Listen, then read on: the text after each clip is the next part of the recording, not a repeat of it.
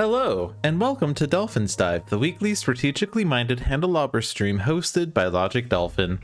Handelabra believes in civil rights for everyone and in being as inclusive as possible, so any comments or activity actively working against those goals are not welcome and will not be tolerated. You can follow us at Handelabra Games on Twitch or Handelabra on Twitter, Facebook, and YouTube. You can follow me personally at Logic Dolphin on Twitch, Discord, YouTube, or pretty much any avenue.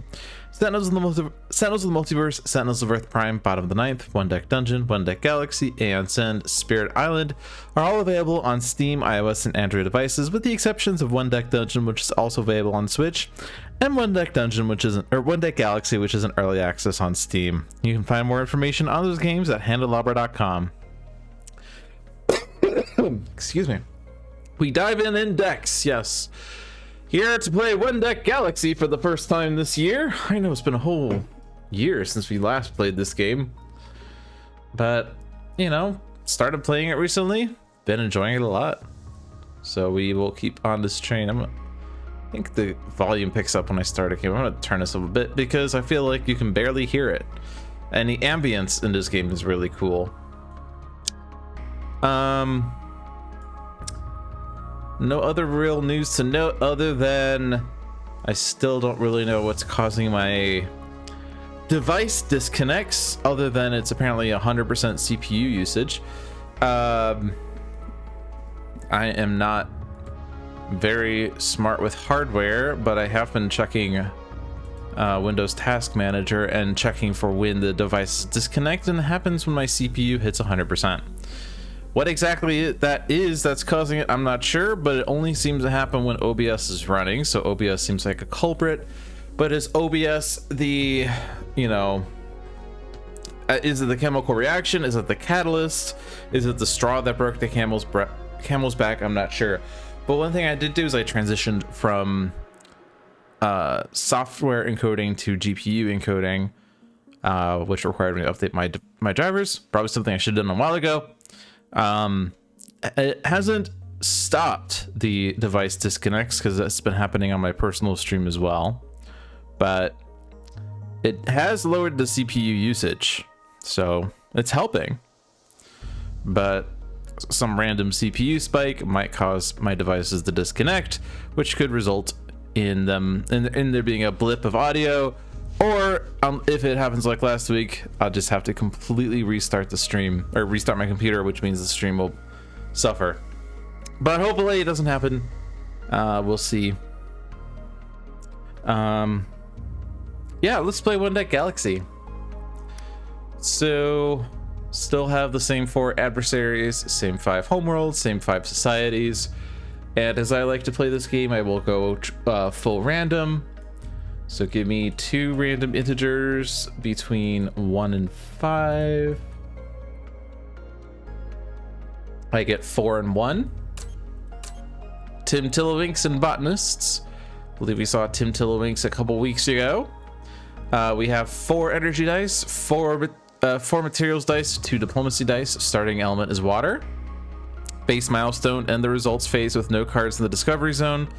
Base tech, salvage rights, roll an ultra tech die, or use a tech from an encounter in the discovery zone. But our society is the Botanists. All the milestones based around having 7 of the same colored dice in your pool, or if there are 0 in the supply, have 5. And that's kind of important for the adversaries that exile dice, because otherwise it'd be impossible to achieve these. And the way that we can work towards that is with cubic farming, which at base, store a die from your pool here increased by 1. Dice that are stored here are not removed during cleanup, and you gain them to your pool after you gather dice. So you get that value die back, and it can help achieve your milestones. Once you get to milestone 2, or Federation level 2, store up to 2 dice from your pool here increased by 1. And then a Federation level 3, store up to 3 dice from your pool here increased by 1. And these, I really love this because you know, the first milestone you get can be very difficult, getting 7 of the same colored dice in your pool. But once you get it the first time, then cubic farming levels up, which will make the second easier to get. And once you have the second one, you can store 3 dice, which make the third one easier to fix. So these all just kind of fall through. So Very cool. And a couple months ago, there was a bug where if you are able to repeat a tech, which is a specific card that allows you to repeat a tech, the game did not plan for that. And while it did work the first time we did it, the second time we had to restart the game, and like the game was just hung. It didn't work because like dice was placed in areas that the game was not expecting, and it did not know how to understand it. Well, that bug has been fixed as far as I know. So if that does come up again, we should be able to store 6 dice. But we'll see if we get so lucky. All right, the adversary, another important thing to decide, the adversary. 1 through 4, I get the number 1. So we're playing against the Hungry Nebula. So the way the Hungry Nebula works, we have a spell effect. Instead of the event cards being placed under the deck during setup, they are shown below the adversary. At the end of the results phase, the Hungry Nebula swells X times. For each swell, players must choose one swell effect. Well, isn't that swell? Each chosen effect must be able to be fully executed. Effects cannot be repeated during a turn. If no such effect can be chosen, discard 3 cards from the deck instead for each such swell. And the swell effects are: exile 2 dice from the supply, spend 2 influence from the locations in play, spend 2 fleets, spend a science card from the starbase, or exile a tech disc or a starbase disc. So starts with X equals 3. The first time you confront, X is 2. Third time, X is 2. Fourth time, well, after 3 confrontations, I guess, X is 1, and then you win. Very energy and materials based for energy nets. For research teams, it's very singular diplomacy and materials focused with a lot of science needed. So we'll see how the best course of action here. Since we don't have that much diplomacy to start with, it might be better to focus on energy nets. We're already quite good for energy materials. Other rules: if the adversary escalates because of an encounter card that triggers it, they gain 2 influence. If there are 4 cards in the discovery zone at the start of the phase, the adversary gains an additional influence. And if there are 4+ influence on the adversary at the end of the phase, we've swelled X times. 4 influence on the adversary, you swell an additional time and discard 4 influence. So normally in a game of One Deck Galaxy, reshuffling a deck reveals an adversary event. Instead of doing that here, since they're already face up underneath the Hungry Nebula, exile 1 of the swell effect cards shown below the adversary. If none are present, you are overwhelmed. In addition, after executing the swells for the turn, you are overwhelmed if the number of exiled adversary events is at least as high as your Federation level. So, start at Federation level 1, so our first overwhelm will happen if we do not get a Federation level before the first reshuffle. In addition, if you happen to exile all 5 events, even if you're at Federation level 5, you will still be overwhelmed every turn until the game is over, perhaps in loss if you just can't win. So you get overwhelmed if there's no more swell effects to deal with. You're also overwhelmed if, yeah. Cool. Let's play.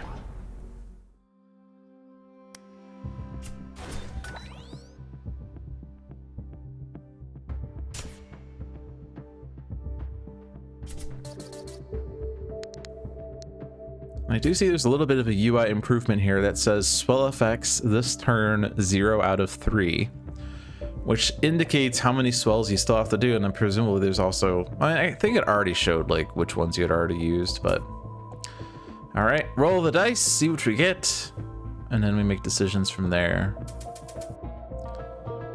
1 6 4 6, that's an interesting order. I don't know why I ordered it that way. Well, can we confront right away? The answer is no, but it's theoretically possible. So that's a tragedy, but not unexpected. We could confront, and an early confrontation here is kind of nice because it will make only 2 spells occur instead of 3, which means we have to make less choices here. And all of these are things that kind of take dice away in some sense. Exiling 2 dice from the play is a permanent elimination of dice. An influence on average is about 1 die, so you have to spend 2 dice for this. Fleets on average are 1 die each, so you have to spend 2 dice on here. A science card from the starbase, well, if you're purchasing them directly from the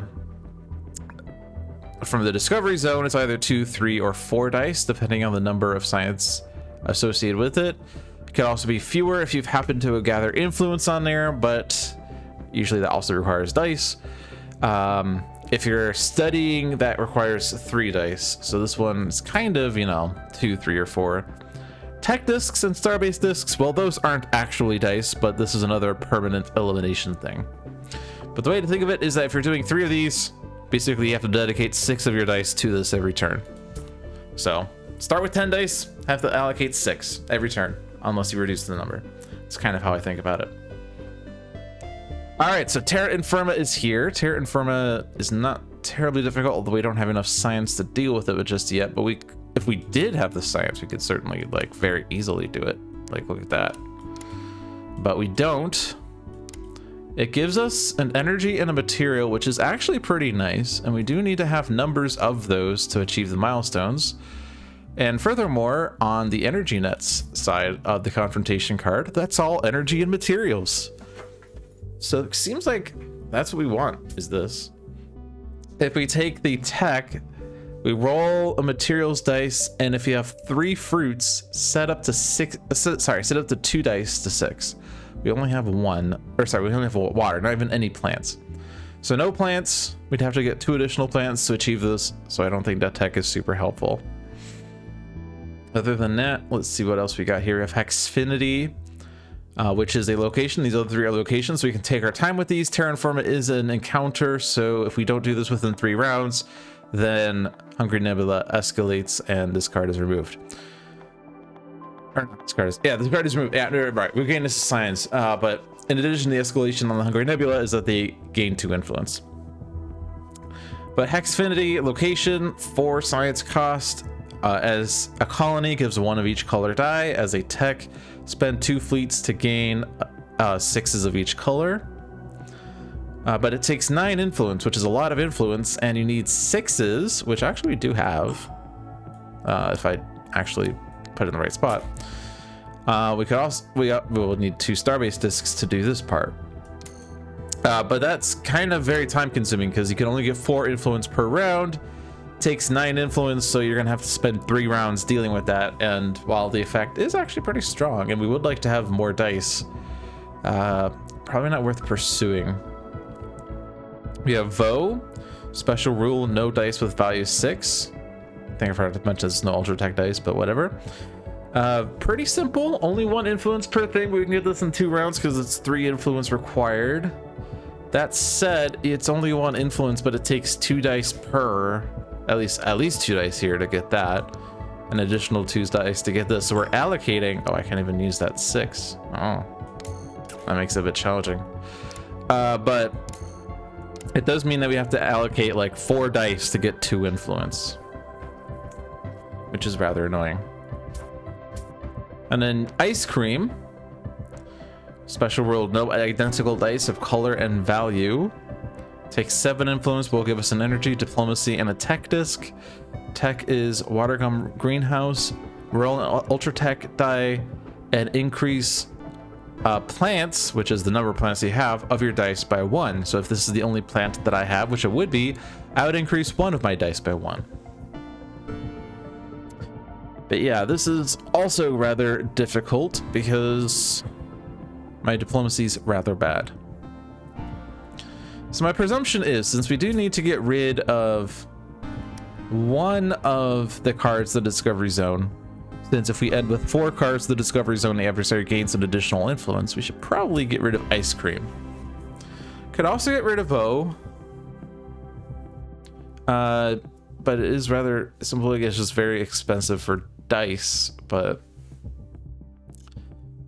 what we could do, since one of these spells is to spend 2 influence from locations, at least for this round, we can get 2 influence on Hexfinity by doing this. Spend 2 dice there, and then use the influence on the swell here to save other actions there. But in any case, we do have techs that we can use. We have 2 tech discs, so we can use 2 techs. Salvage rights, use roll an ultra tech die, or use a tech from an encounter in the discovery zones. We could use organic reactor to roll an energy die, or we could just roll the ultra tech die. The downside is we can't use the ultra tech die in Hexfinity, but I don't really care. Die is a 3. And we also have cubic farming to store a die from my pool here, increased by 1. I could actually store this 3, increasing it by a 4. Wouldn't be terrible. We're not going to get to 7 of any color, even if I store 1, because, you know, I store a yellow. Reclaim it next turn, I'll have 5 yellows, but not 7. That said, we can actually use the Hungry Nebula to our favor, because the alternative way of getting this milestone is to have 5 of a color with 0 in the supply. So I can achieve that if I were to exile, say I exile just yellows. I'm not saying this is a smart idea, but if I exile yellows, eliminate 2 yellows, I'll have 6 yellows left. Eliminate 1 more yellow in the next round, I'll have 5 yellows left. And if I store 1 with cubic farming, then I will have 5 in my supply at the start of my next turn with 0 in the supply, and I'll achieve that milestone. The main downside of that, though, is that it will make it harder to deal with the energy nets, because, like, I won't have as many energy or diplomacies in the supply. But it is a thought. In any case, what shall we do? I'm very tempted to just go for Vo.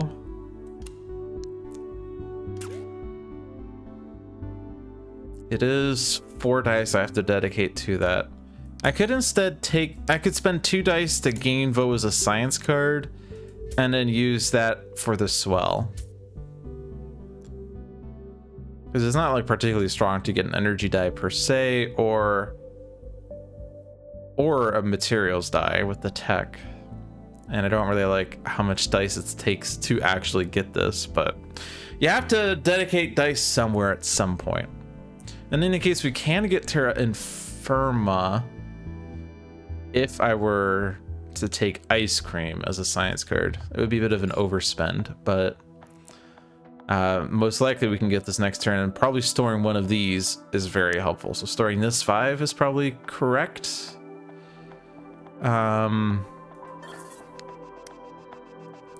That way I can at least cover this 5 next turn, and then the 7 is kind of impossible to not cover with 4 remaining energy dice, unless they're all 1s, or 2 1s and 2 1 and 2 1s and 2 2s. But I mean, that's very unlikely.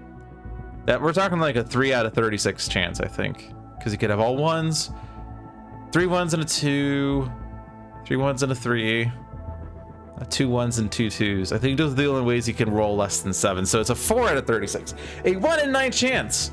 That's like 11%. 11% never happens. But nonetheless, we also have savage rates. So, like, yeah. Hello, Paula. Welcome. You ready for 1 deck dice? Okay, so study Ice Cream, study Vo. We could get the influence on Hexfinity to spend for the swell. Science card spend as well. And tech discs are really easy to spend just because I have yet to play a game where I use 12 techs. Like, at most I probably use 6. And that's really pushing it. That's like for the society where you need to get milestones based on used techs, at which point you're also using Starbase discs. So I think it was probably better to just spend the Starbase disc. Don't like spend fleets, and we don't have to exile dice this turn. Which means that I have 8 dice left over. 2 of them go for studying Vo, so that's 6 dice left over. You've played one deck Galaxy extensively. You have thoughts, but want to see how I approach this. Oh boy, no pressure. Hella is like, what are you doing? That is absolutely the incorrect play.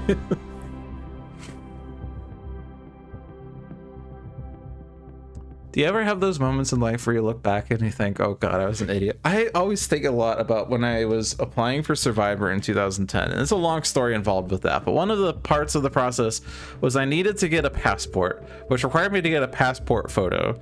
And the setup for the passport photo, like, I don't know, there's like requirements on how to do it. And I wanted to I wanted to do it as cheaply as possible, so I thought, let me just make a standard photo and passport photo it or something. Anyway, long story short, I made a photo, I took a photo at home to use as a passport photo, and I went to Walgreens to print out a photo for the passport photo, and I clicked an option on the walk-in printer there to because I think I had it on a USB disk or something. I don't know, but I hit passport photo and said, see a technician. So I called the technician over, and the guy walks over and says, what are you doing? The way he said that lives with me forever. Every time I do something, I just have him over my shoulder and say, what are you doing?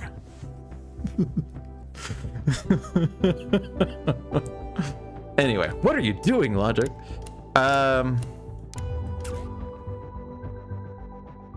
Yeah, getting 3 fleets would be cool, except I can't study both of these, so I guess I go for 2 fleets. Study these. Okay. So it feels like I've not really made progress in the game per se, as all I'm doing is just funding the swells.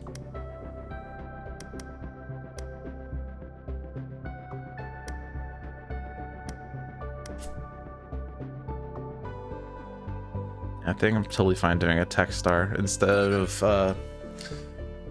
the fleets. Keep the fleets. But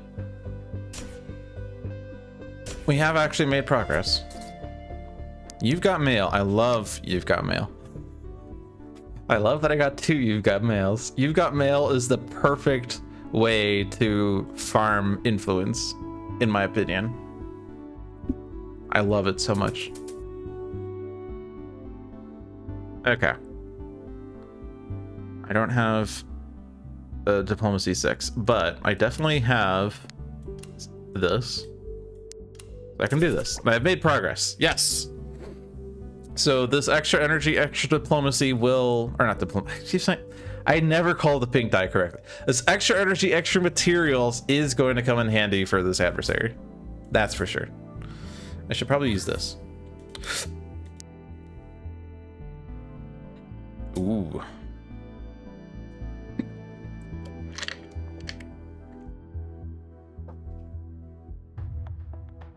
Okay.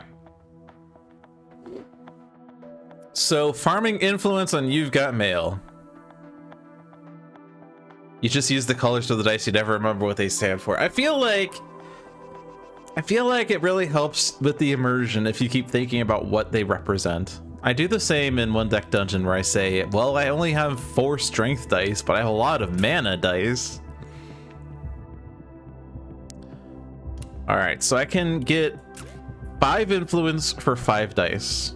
As I said, it influences on average 1 die, except for when it's stupid expensive.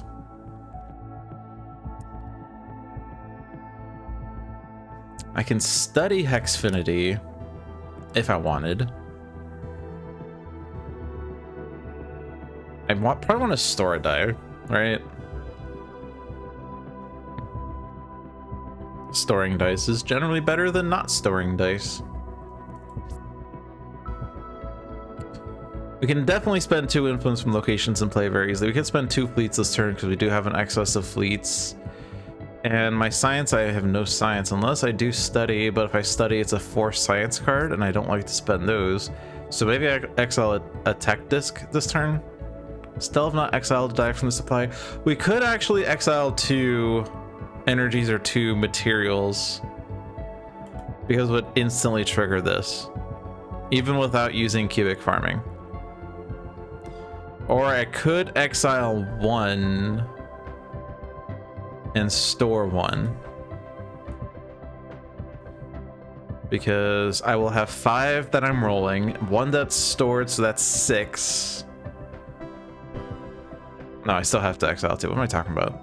This is, yeah, no, I'm just dumb. I have to store 1 and exile 2.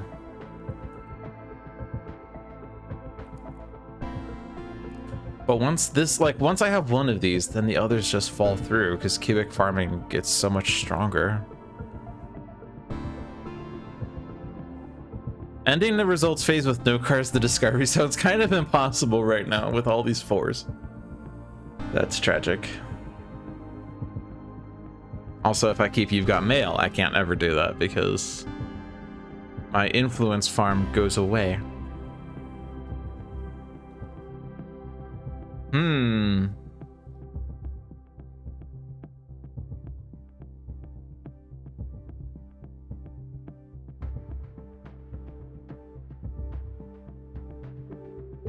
In any case, I don't really have that many dice left over. Unless I don't get all this influence. You've Got Mail is just so fun, though.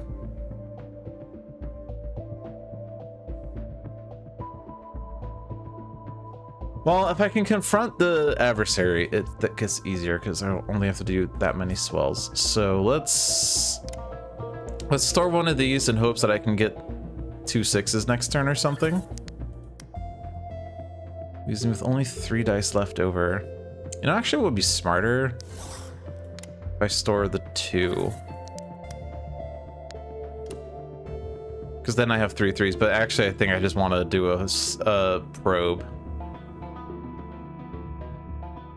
We're getting rid of this card, so we're not adding another influence for cards left in the Discovery Zone. So let's get a science card.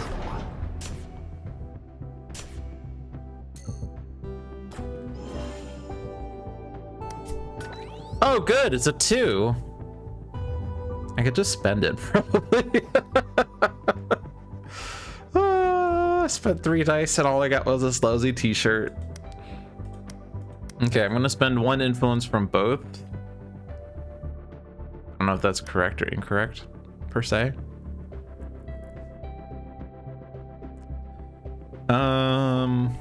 Spend it 2 fleets.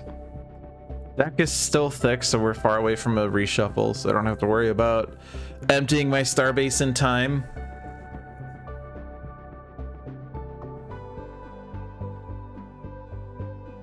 I kind of want to try to win this without ever exiling dice from the supply. I feel like I always exile dice until I get to like 6 of each color left over. But I kind of want to just not exile dice and see how far I can get. I could try to never exile anything, but I already exiled a tech disc. Which is sad. Let's still exile a tech disc then. You know, once you start, you can't ever stop. It's not what you have done, but that you found Nebula to be the hardest adversary, something most people disagree with you on. So there's a pretty good chance you're the one doing something wrong.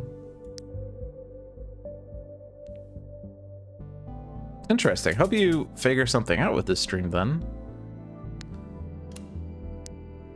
I would love to educate people. I do think Nebula is a bit easier because there's no randomness. Like the events, there's no events. You just do the swells, and you can choose which swells to do, which swells to eliminate. That was not the tech I wanted to use.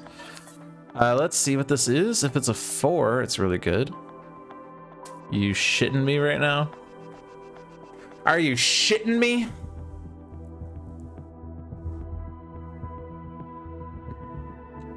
Also, we have Ocean 1, which is tragic because I don't have diplomacies. So I'm just gonna have to study it and eat the 3-card discard. It's also stupid expensive for influence. 20 for 3 influence? That's like 4 dice. 5 probably. All right, I could spend a fleet to calibrate to do this. Actually, that's not a bad idea because, like, I mean, other than the fact that I'm wasting all of these dice, but like, if I put all of this dice in and I calibrate one of these at the cost of 1 fleet, then I don't have to spend 2 fleets because I'll be doing 1 fewer swell, so I can just do other things. But that said, I don't have many cards left over for pretty much anything else. So maybe I just don't do that. Just try to get a better roll next turn to get that adversary disc. So let's see, I don't even have a 5. Ugh. That means this 15 is not that super great. As with 3 dice, it's 654 and only 654. It's mostly the hard version of Nebula that you've had problems with. Yeah, I've not actually played the hard versions of these adversaries yet. I probably should in order to actually claim that I'm good at this game.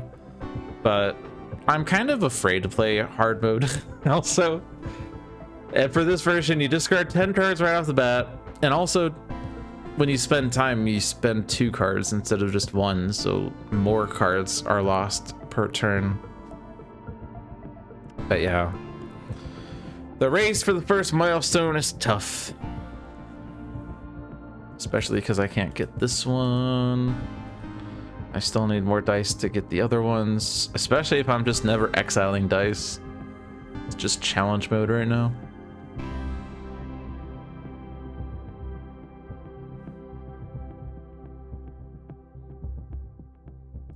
Can I? Oh, I don't have the 5. But if I calibrate, I can get a 5.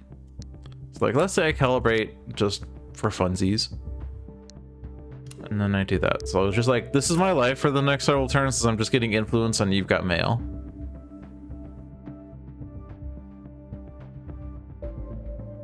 I want to study Hexfinity so that it's gone.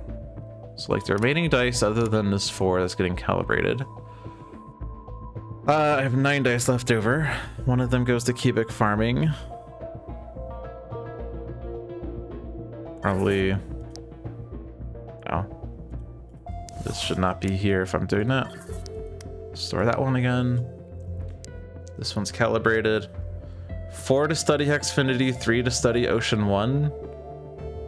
That leaves me with only 1 die left over, which is not good on Starbase Class 1, because I can't get 1 fleet with that. So I can't study both of these. Probably studying Hexfinity is better. So let's calibrate this.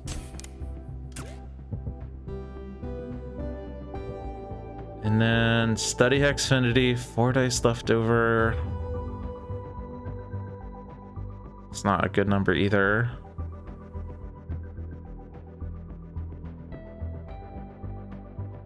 If I were to instead study Ocean 1, I can get 5 fleets.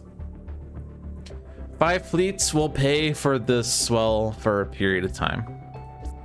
And also, we're not like, yeah, we don't have the science for that. Just to double check that side. So study Ocean 1 so that we have no, so we have 1 fewer card in the Discovery Zone. And then get fleets. And then for future turns, we're just gonna spend the fleets. I think. That button.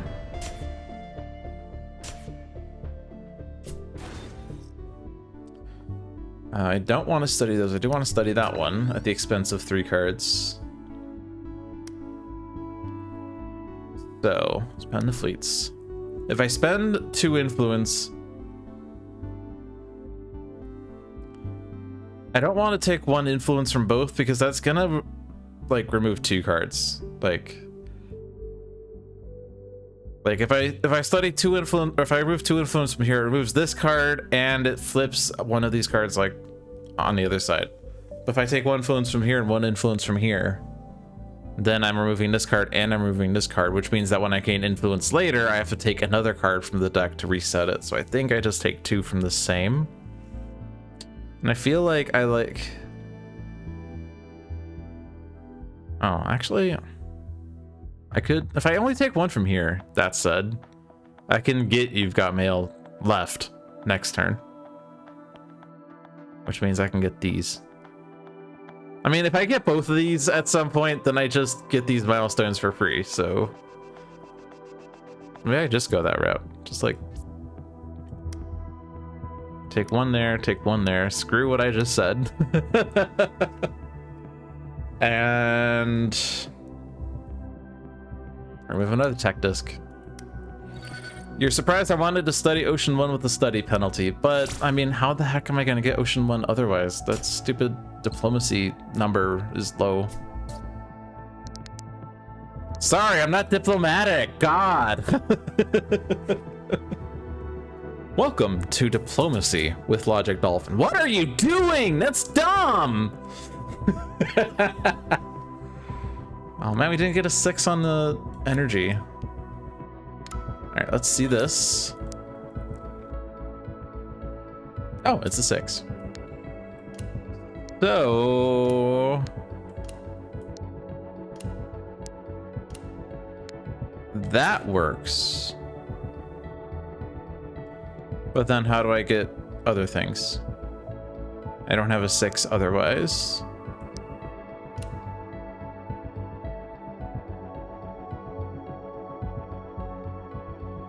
I kind of want to get this though. I have another 6. Ugh.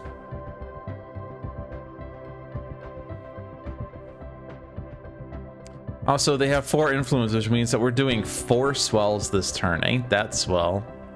So if I'm doing the no exiling game, then I guess I have to do all 4 of the other ones, which I can actually just do right now without any issue. So, but once I do confront, it's only 2, which becomes 3 for this turn.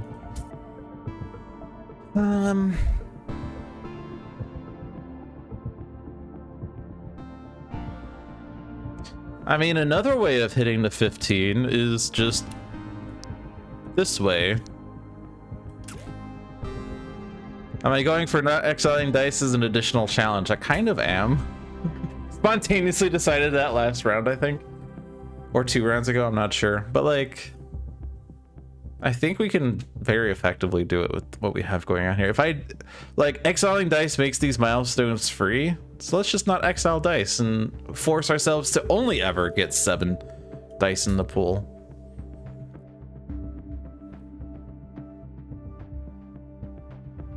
Yeah, it's kind of crap to do this, but this is the only way to hitting 15 with no 6.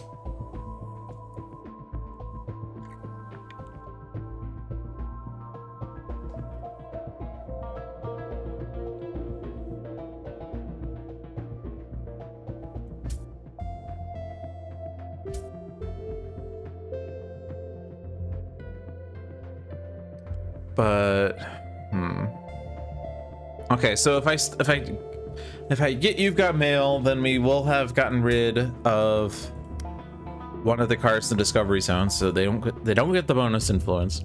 If I store an energy die, then I will have 7 in my pool. So I'll store that one. I have 2 dice left over, which does flippin' nothing.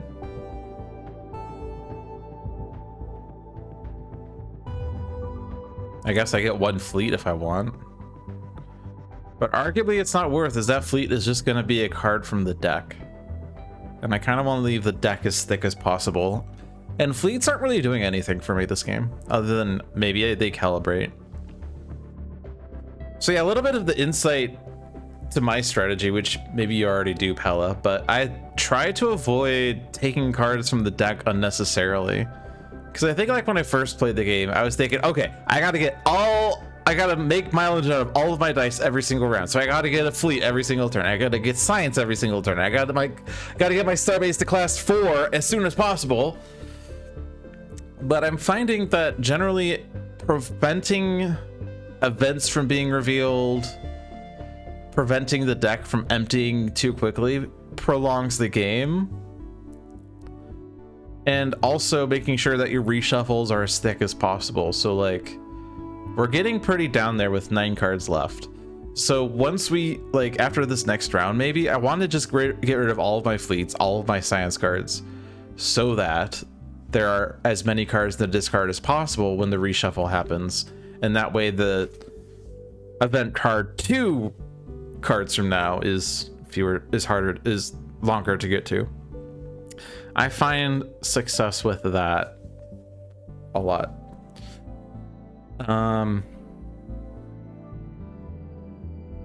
Although yeah, I did discard 3 cards studying Ocean 1, no, so you know. Yeah, I don't think that fleet is valuable.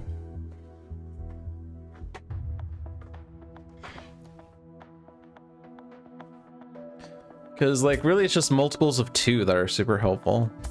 I guess you could argue that I could get 1 fleet twice, but I don't really go for 1 fleet with 2 dice that often, so I think I'm happy with just passing.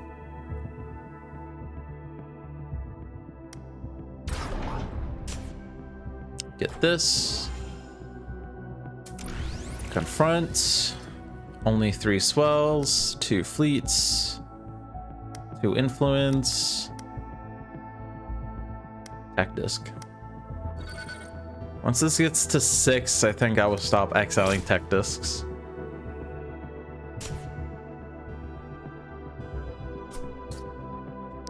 Nom Nomad. Milestone achieved. And now that we got that one, we can very easily get the next one by storing. We only even have to store 1 actually, because my energy, my diplomacy is so well tied. Can I just confront again? I have to spend a fleet, which means I should have probably gotten that 1 fleet in the end. I probably don't even have. Okay, let's do this. Just like do this. Okay, well it's not a 6. And yeah, if I do 2 fleets, I can confront again. This confrontation doesn't actually do much though. I just get an adversary disc. So I don't think I'm gonna just waste all my dice right away for that. Let's instead make progress. And let's see. So 4 cards left in the deck. They spend 1 on time. Influence is not going to remove a card because we'll put it at 2 influence. But we have to remove 1 of these to not add another influence, which means it'll be replaced, which means there's gonna be 2 cards left in the deck. So,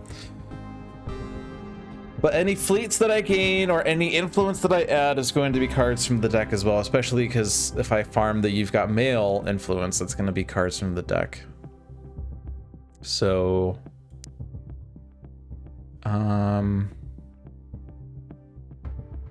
so what I probably need to do, spend a card from the starbase, but also I could level up. So if I spend the 2, then I have 3 still, so I need 5 science. Well, none of these are really good for that per se.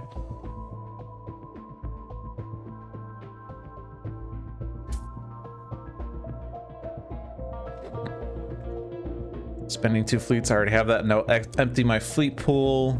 I only have to do 2 of these. Wow, that's so little. So little. There's no influence right now unless I add an influence, but it's probably a good idea to force the reshuffle.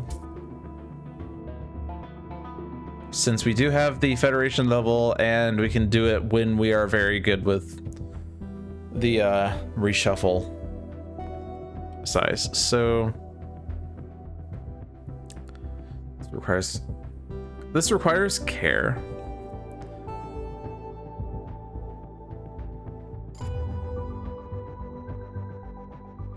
Maybe I studied 2 locations. If I study this 3, 3, 3, 2. I get rid of those. That maximizes the cards that I'm spending on science, which puts more cards in the discard. I could study another one just to spend for this. I don't like spending a 4 science card for this swell, but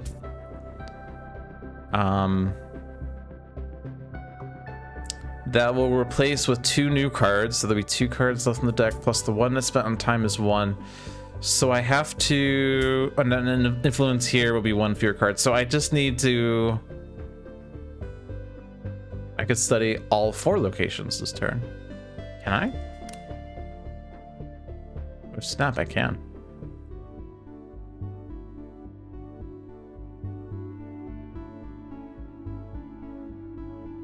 I think I want to avoid doing that though.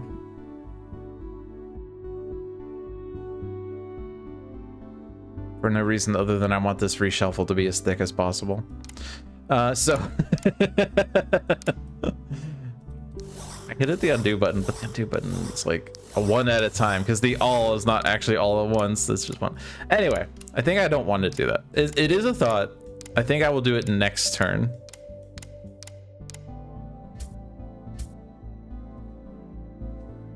The reason I keep doing this, by the way, is because it reorganizes the dice on the left. It's a kind of exploit of how Handelabra set up this interface.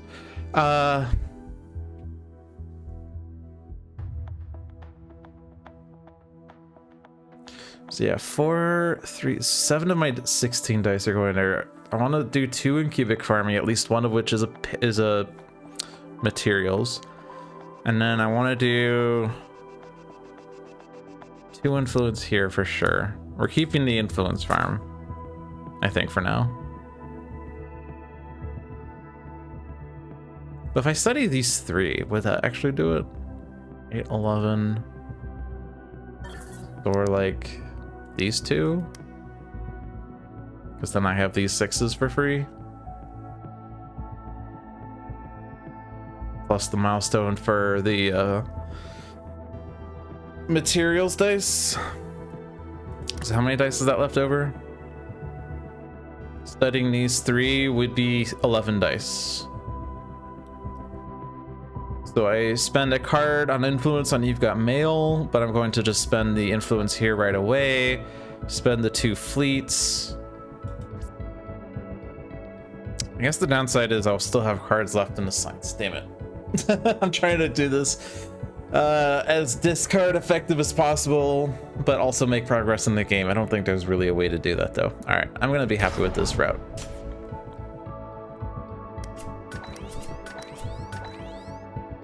I can still upgrade.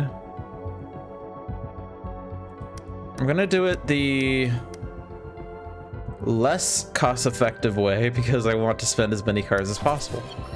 So there will only be 1 card left in the Starbase. That's actually not bad.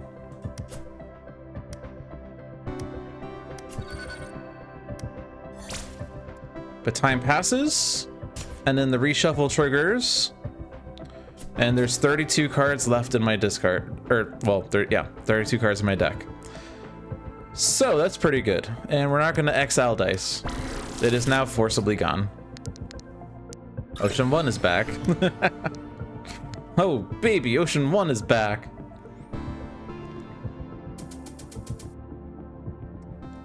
All right, so confront time. Unless my numbers are still not good enough, let's roll this.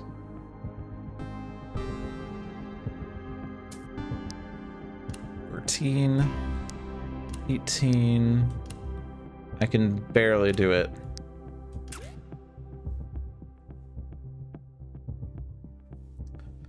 So maybe it's time to start thinking about text, because turns out volumes of dice doesn't guarantee you get the volumes of numbers in the end. Tech is cubic farming. That's my tech. Okay, cool.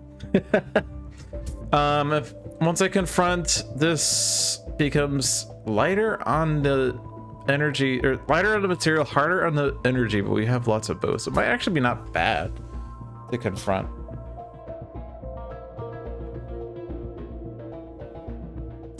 You think I'm about ready to go for the win? I have to get to Federation level 4 first, which My diplomacy is kind of bad, so I'm never gonna get this, but obviously this is easier to get. I could just forego this entirely, so you know. We have to do 2 spells. We have no more fleets. We still have a science card though. And we still have a tech disc. But don't worry about that because we have this. Okay, so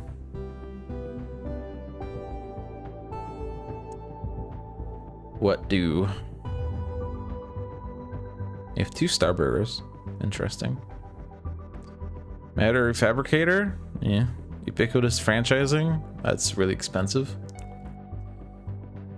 Force reactor. We don't have fuels. Tesla sprockets. Oh man, if I got this ocean one and you've got mail, we'd gain an Ultra Tech 6 with Tesla sprockets. But yeah, those techs aren't really super exciting to me. Oh well, let's store dice then. We're rolling 6 energies, so storing 2 energies and a diplomacy, I think is correct. Store the highest numbered things. And then what? Study Ocean 1. This is the new challenge. Win the game despite studying Ocean 1 every single time it comes up.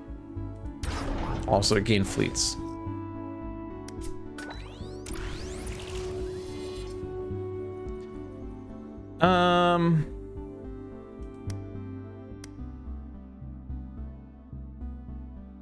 Spend the fleets. I'm gonna keep the influence on You've Got Mail because we could probably just gain it.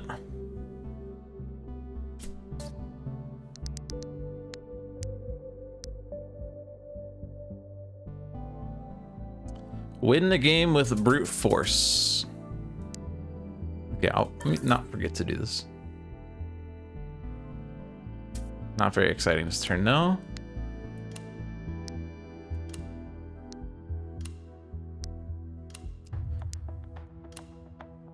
That number's not super happy.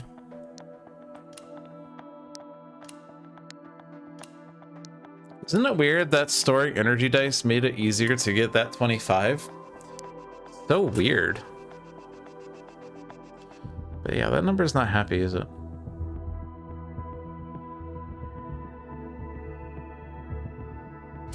This confrontation though means we only have to swell once, so just, you know, the way to win is make them not swell. How about that? Isn't that swell? Yeah, I guess it's fine. We can just gain 2 fleets and spend fleets or some shit. I don't know.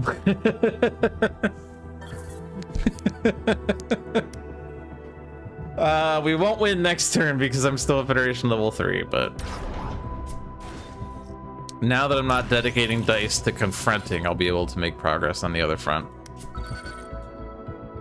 I guess I have to spend 1 more tech disc at some point because I said 6 is the magic number.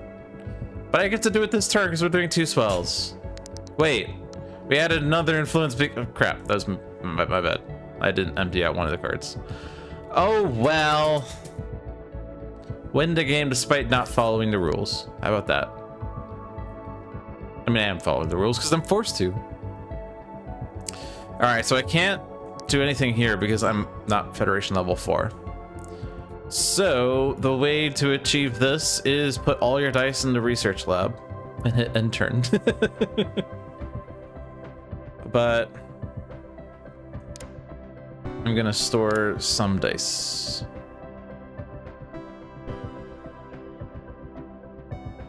It doesn't really matter whether I store an energy or a materials because they're both the same. I can store this though.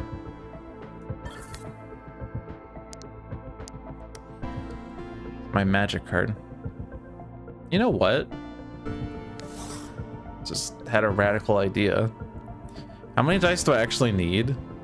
4, 8, 11, 13?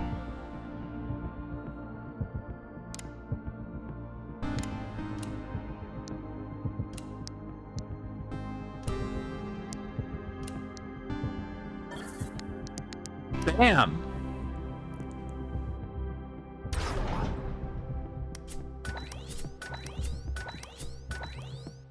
And I can upgrade. Sure, why not? Yeah, that works for me. I can upgrade, sure, why not? That works for me. You want to offer promotion of my channel? Bye.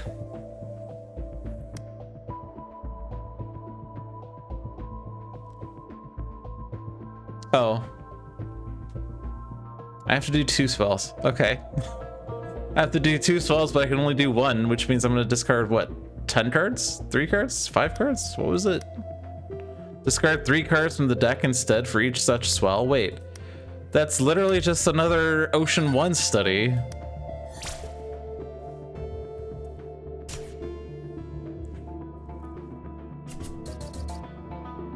Oh no, Solidarians are here twice. Whatever shall I do?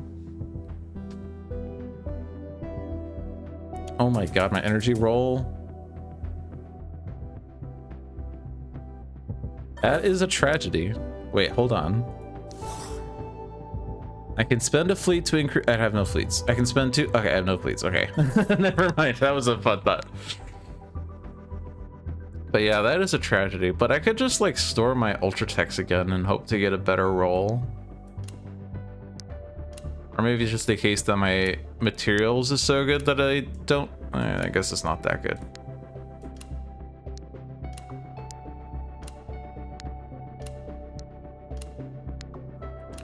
Oh my god, the game knew I was going to win and made me roll poorly.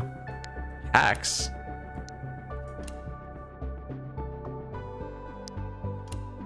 So what is this number? I actually can't read it. It's 25. Wait. We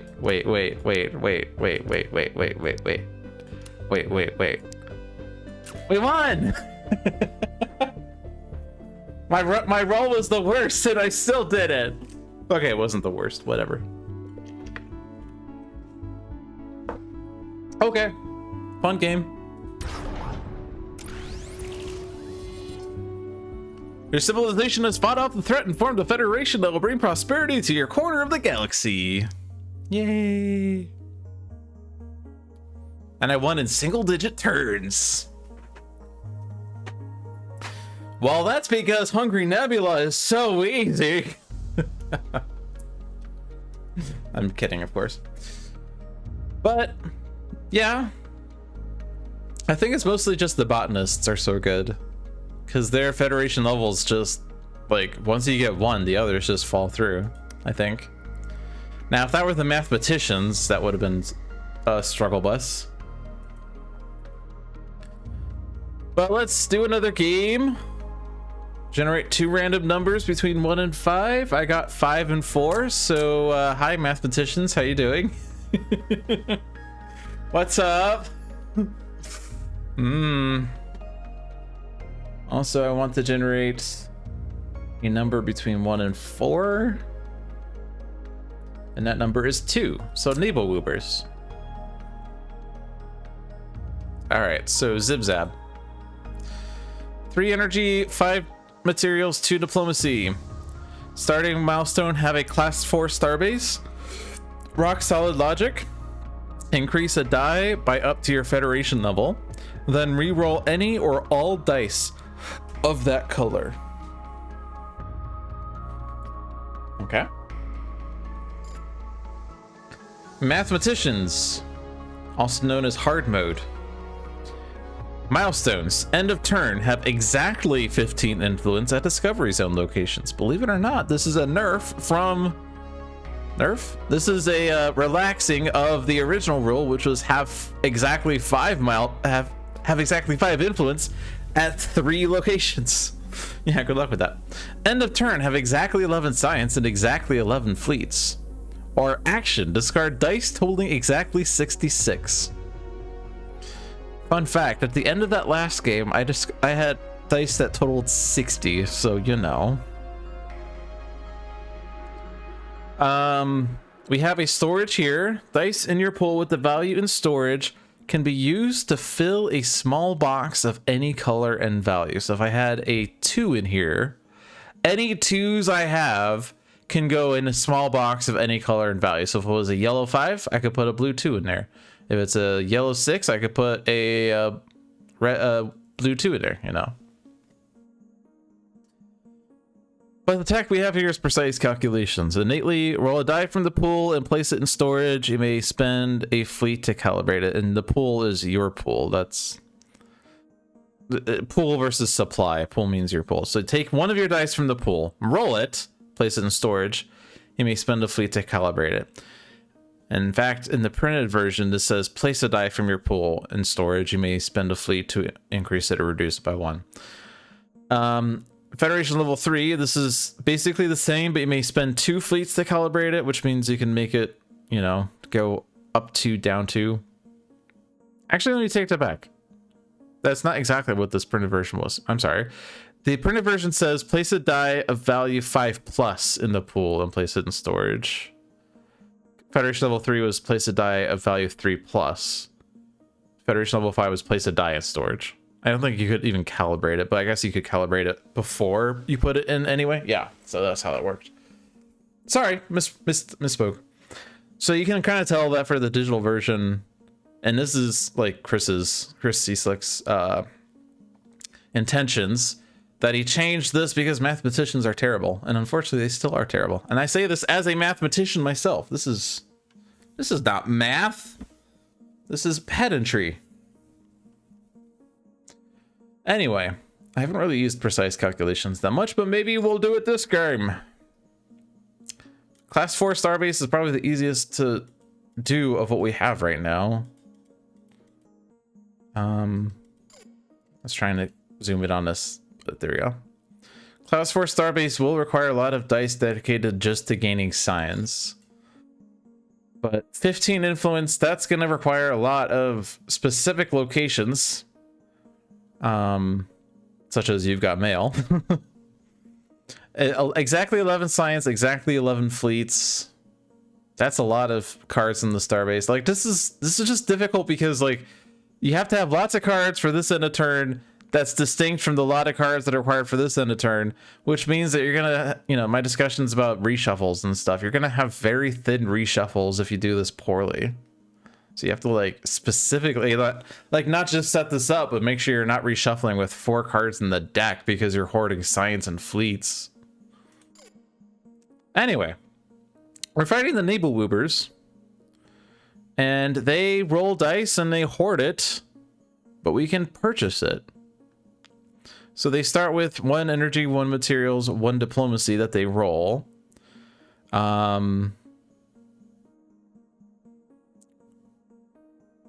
They roll when they escalate. Yeah, so I was trying to double check how that worked. They escalate pretty much every turn unless they have 3 influence.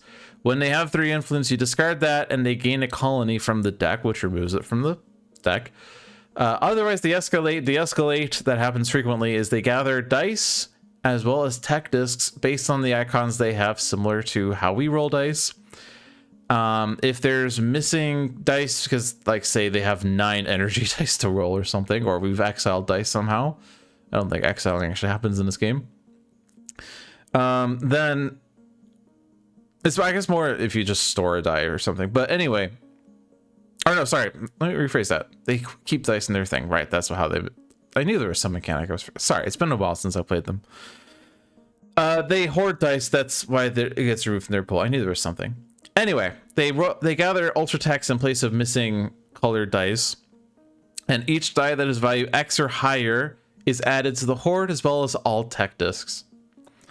Innately, that number is 3, so all 3s and higher are stored, but the more that we confront, it's harder for them to keep the dice, but they will probably still have a lot of cards in their colonies. We can purchase from the hoard 6 science for all energy, 4 fleets for all materials, 3 influence from locations for all diplomacies, 5 tech discs for all ultra techs, or dice of value 20+ for all of the tech discs. Half rounded up, go to your pool, the rest of the supply, and you roll the dice, so you don't get to keep the numbers that are seen.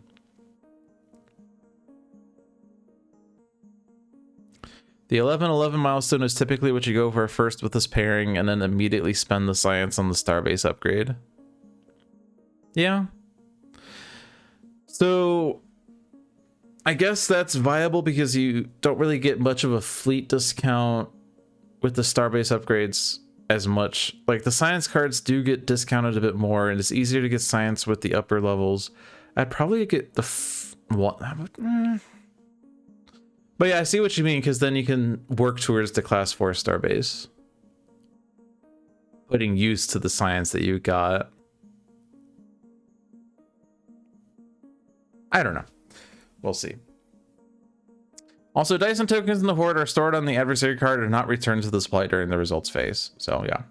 And the event cards all basically say the adversary gains this card as bonus colony. One of them lowers your class to the previous class. One moves ultra tech dice. One adds a bunch of things. One exiles things. Yeah. I don't feel comfortable with this game, I'll be honest. I guess the fleets could work towards blockading. That's another thing we could consider. So that we're not like purchasing a lot of fleets and then just getting rid of them as fast as we can.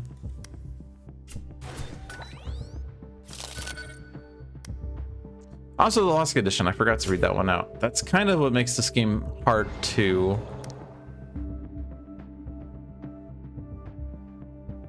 Okay, they stored all of those. Excellent. But yeah, so at the start of the adversary phase, you are overwhelmed if the Nibelwoobers have at least twice as many colonies as your Federation level. So they have 0 right now. We're at Federation level 1, so once they have 2 colonies, we lose the game. Unless we get a Federation level. And each Federation level basically adds... what? Well, I would say it adds 6 turns, except when they reshuffle, they also gain a colony. Otherwise, it's every 3 turns they gain a colony, so it's like... a Federation level gives you 6 extra turns, except if you reshuffle, it's only 3 extra turns. Or if you reshuffle twice, it's 0 extra turns. I don't think it's kind of possible to reshuffle twice. I'm sure you can find a way to do it, but... The Unseen can give us 2 tech discs or Artisanal Ultra Tech to gain an Ultra Tech with value Federation level +2. Pretty good tech. It's only 1 fleet here, but our science is kind of trash. Or sorry, not science, our energy is kind of trash, but we do have rock solid logic. And my name is Logic. Kind of want to get the Unseen out of the way, so I'm going to kind of forego all of the adversary things to consider and start by increasing this die, re-rolling this one. Beautiful.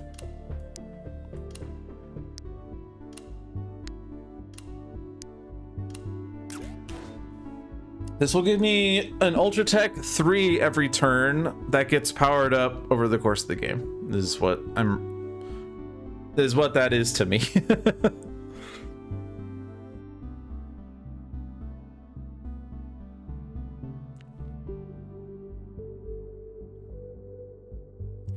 Four plus 3 plus 2 plus 2 equals 11 for science if you study the 3 cards other than the Unseen. Problem is, this is 12 science.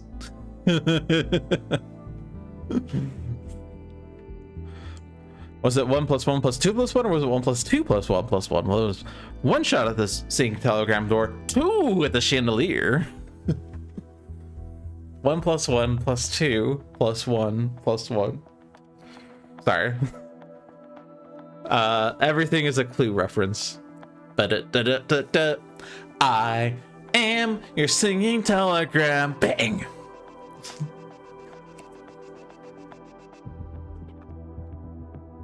Communism was just a red herring. Okay. So yeah, that gives me the Unseen. I have 5 dice left over. Is there like anything I can consider doing with these? They're not even good numbers for fleets. I can get 2 fleets and study Zabfabine. I guess. I could study Ocean 1 and make this game harder, because clearly this game's not hard enough. Yeah, let's work towards the 11-11 and do this.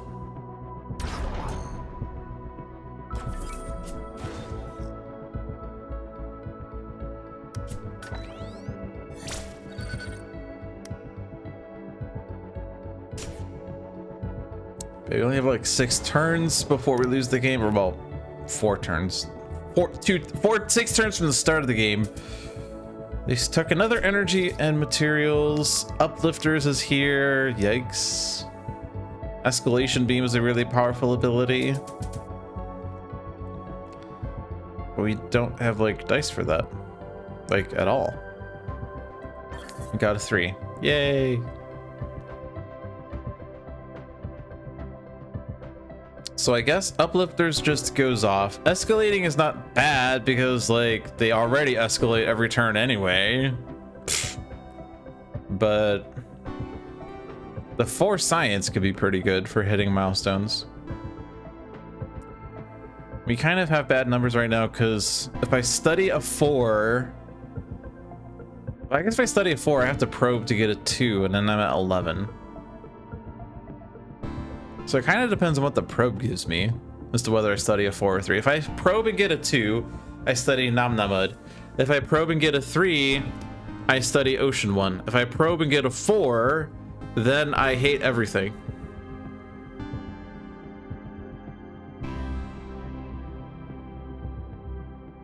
I could always spend science cards to get an Ultra Tech or something. If I then I go for the Starbase upgrade. I guess that's another option too.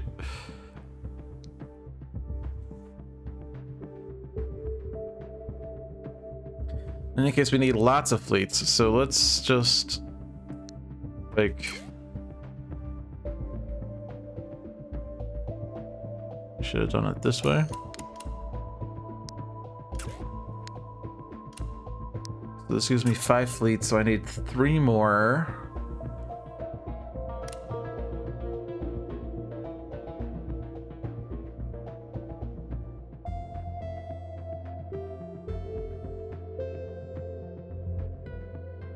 Kind of an annoying number because I would like to probe first and then make the decision, but with this number of dice I can only ever study Ocean 1,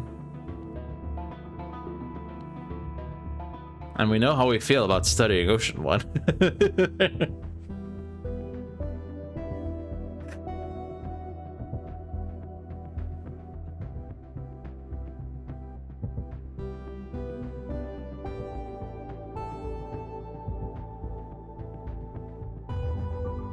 Is there any reason to want to get influence on these?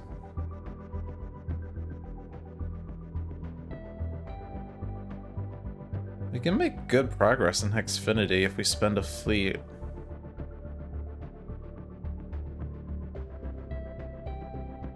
Thing is, I don't think I particularly care for Hexfinity. Like, one of each color sounds great, but like Nibelburst is gonna have more dice than anything.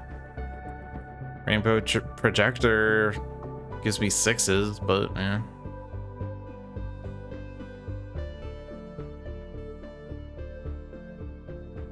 Precise calculations isn't gonna do anything. Rock Solid Logic's not doing anything.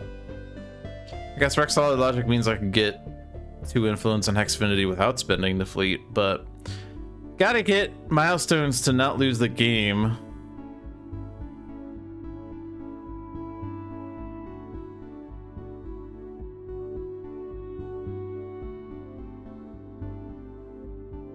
So I guess I study Ocean 1 and I do a probe, and I hope that probe is a 3. It's like the only thing I can do. I could probe first, or I could probe second, and that will actually determine what probe I get. I mean, I'm always probing. I got a 4. I cry. But let's see, can I upgrade?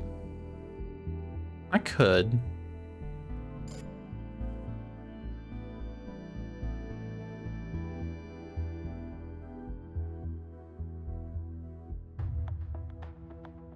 I'm gonna do it.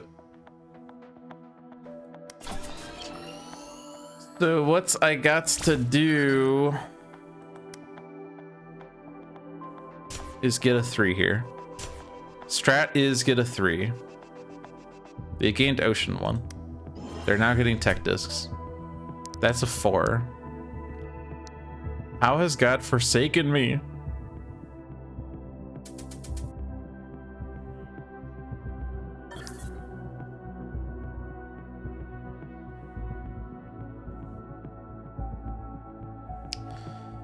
Okay, so I need 3 more fleets.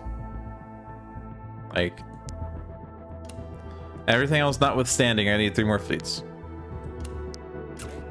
So can I get to 11 science in some happenstance? If I probe and get a 3, then I get 11 science.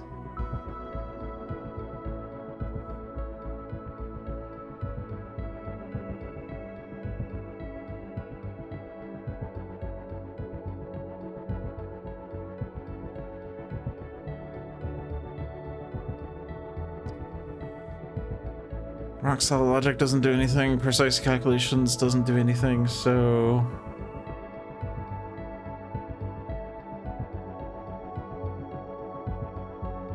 Can I confront? No. Like, I have no diplomacy. And we're gonna start doing blockades once we're done getting fleets, I think, so... yeah.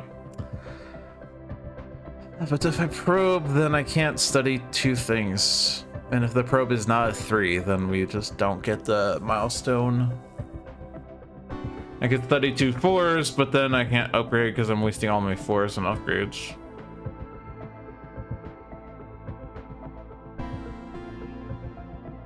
I guess I could... What if I were to get to 1111 after the upgrade, in which case I need 21 science?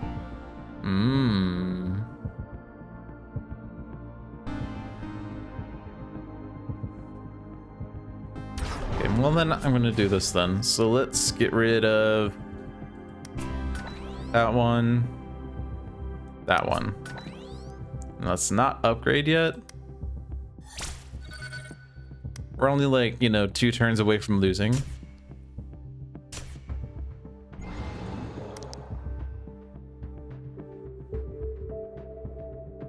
They're taking an energy and a diplomacy and a tech disc. We got a 2. We're gonna get uplifters next turn. You want no more fleets.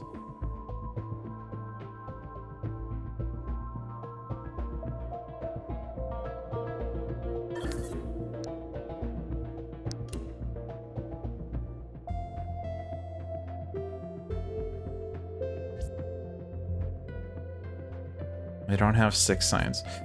Yeah, so 21. Well, unfortunately, when everything is even, you can't get to 21 ever, so we have to do a probe and get a 3.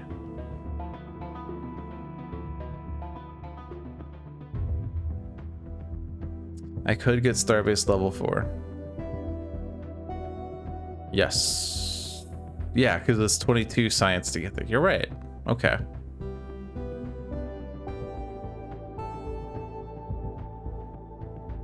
So just do it.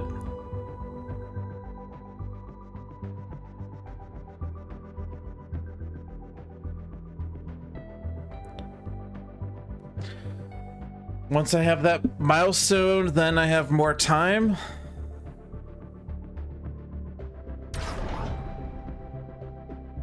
I can still do a probe. I only have 11 dice. 3!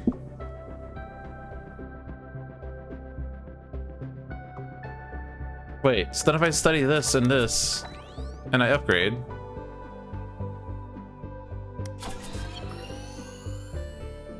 Yes! And now I get rid of my frickin' fleets. Oh no, they're escalating!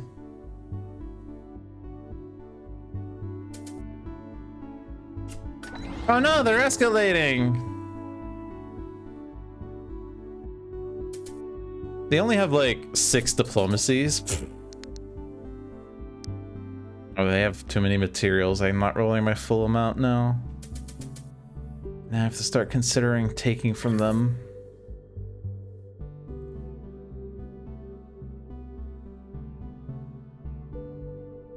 So this is always, yeah, this is the one that's always the same. This one's the one that changes. Okay. So it costs me 4 fleets to get materials back, 6 science to get energy back. I have no influence, so I can't get the diplomacy back. Ugh.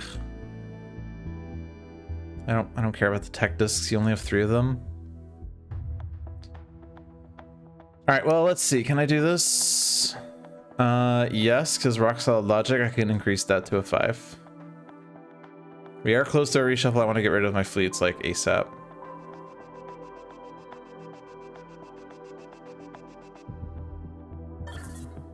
So I don't think we need to re-roll.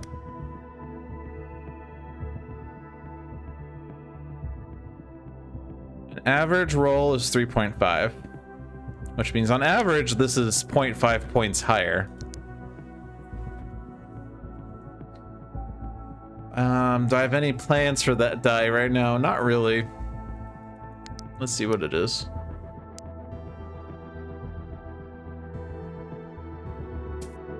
Failure, that's what it is.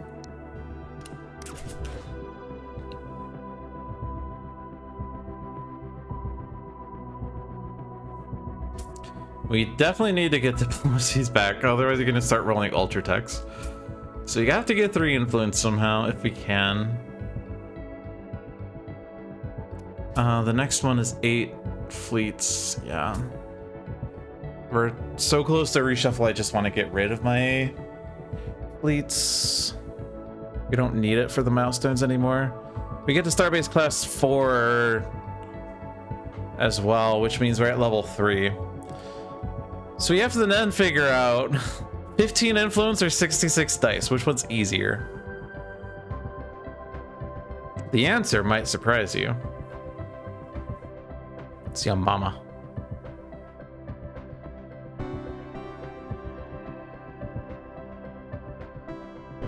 Wait, how do we get freaking 3 influence? Like, all of these are stupid options. I guess this is the easiest way, because I can spend 3 fleets for this, and then these are easy.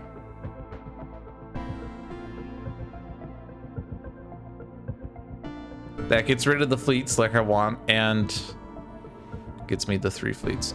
So that's gonna put 2 cards from the deck in here.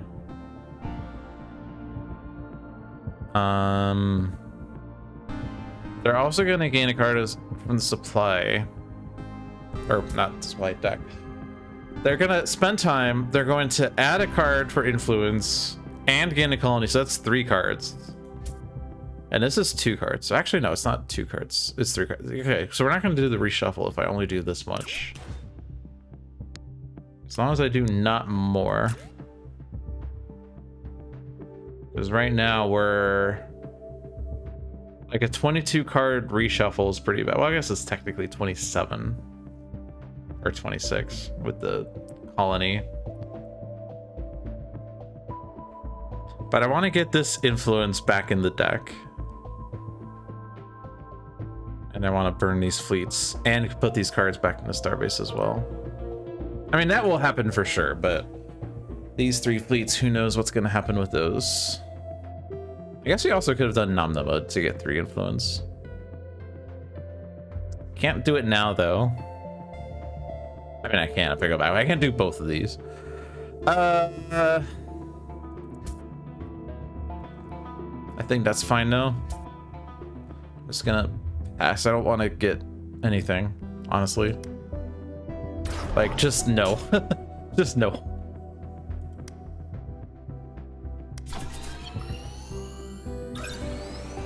Okay.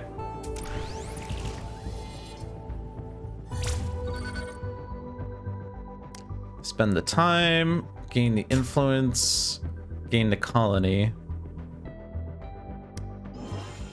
So you see there's 0 cards left in the deck. But I can get 3 diplomacies. And that put those cards back in the deck as well. So I want to spend... I can just spend the science for an Ultratech die just to get it back in the deck.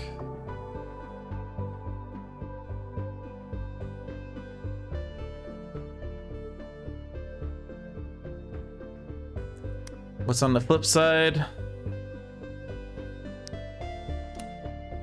It's a really good point.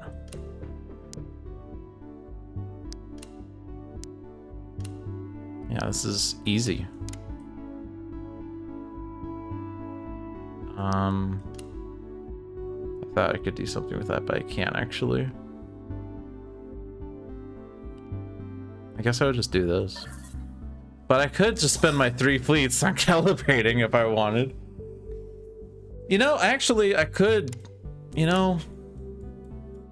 I don't know, I'm thinking. I want to move these for a sec.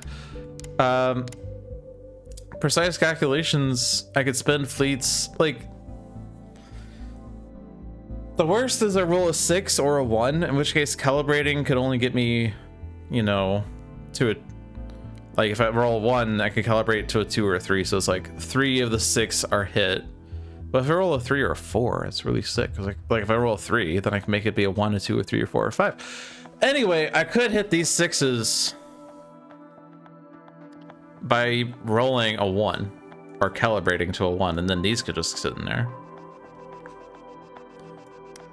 I definitely don't have 8 fleets, though, but like...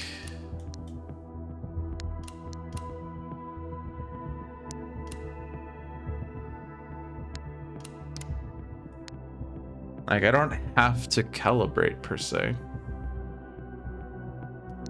I mean, I could. I also have rock solid logic, but you know. This confrontation makes them harder to get dice. That's going to be very valuable.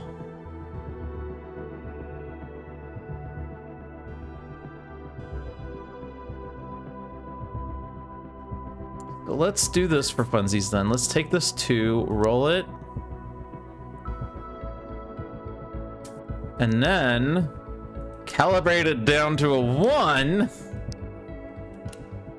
And I'm going to use a pink 1 to fill a yellow 6 and a pink 1 to fill a blue 6. Some precise calculations right there.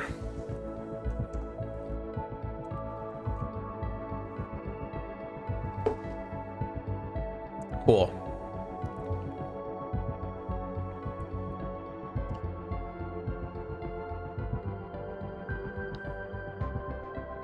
Then what's left is I want to get rid of this science card. I want to get rid of this fleet. I'm just gonna like burn it, aren't I? There's no starbase anymore. I don't need science for this. Let's just roll a random Ultratech. Sure. And then let's calibrate something for funsies.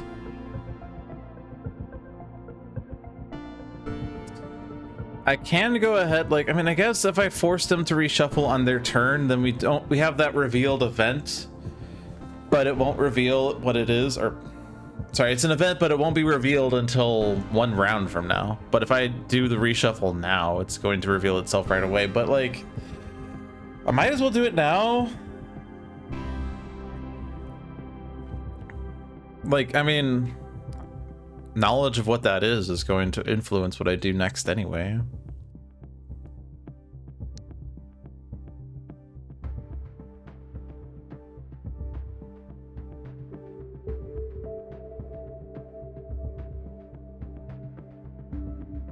I don't care for Flutara, right? Like, this is stupid.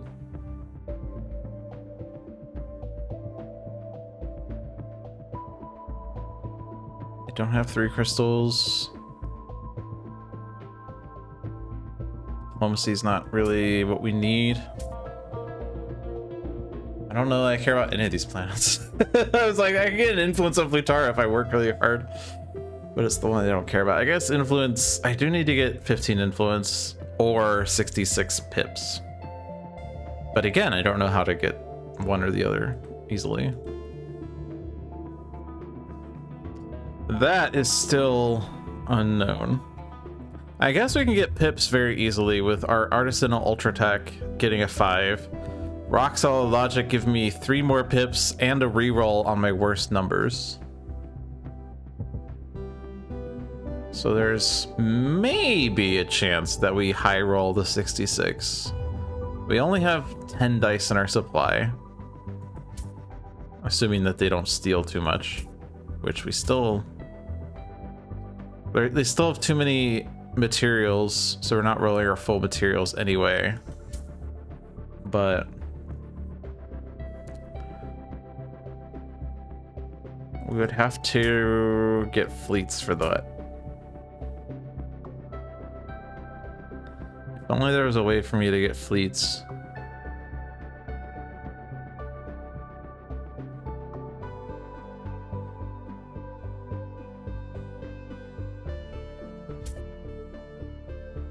Your plan would be to get the energy materials here, hit 66 hopefully. I guess that's a thought. I guess. Yeah, so I should get 6 science, 4 fleets then, so I'm not spending this fleet. That was a misdirect. But that gets me 4 fleets. Remaining dice. Studying is so cheap. I can just study all of these. Oh, well, sorry. I can't study all of them. These are 3s, but this is 1, this is 1.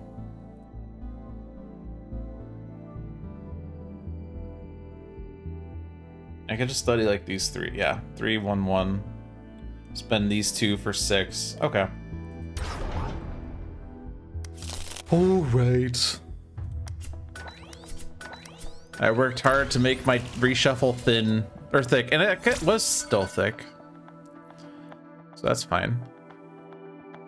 2 colonies, less than twice my Federation level, so yeah, 2 is less than 6 indeed. Reduce the starbase to its previous class. I like this sound. Well, at least we got Starbase Class 4 before that happened, so we don't have to get it immediately. Or have to fight to get back up, so. That's the good news.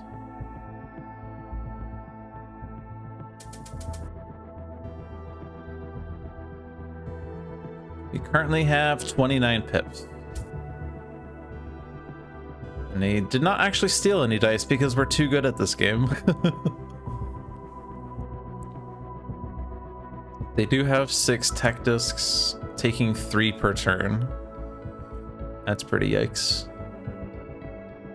About what's here. We don't have the fleets for that. We don't have the diplomacy for that.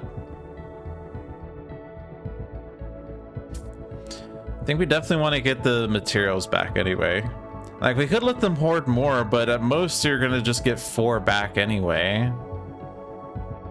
Like, if I take this, it's 2 more diplomacy dice that I'm rolling, but like, if I let them hoard all and I take it back, then I'm rolling 4. So like, I could have 6 6 materials dice or 4 materials dice if I let them keep going. But I think I'll just take it now.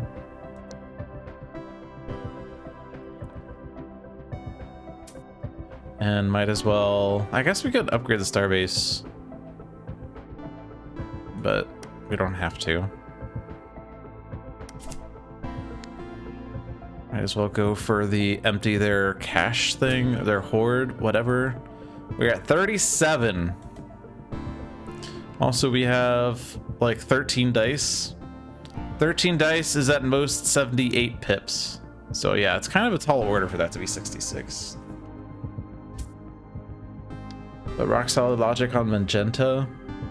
I mean, yeah. The thing is, though, is that, well, I guess we still have this. Like, okay, we're at 42 pips. So we have to get 24 more. Rock solid logic makes this be 3 more. So these have to roll to get me 18 more pips. Like, Not just... Well, they already are, what? 6? So I have to roll all 6s.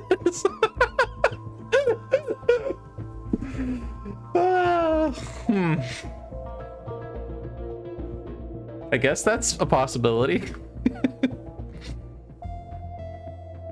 It could happen.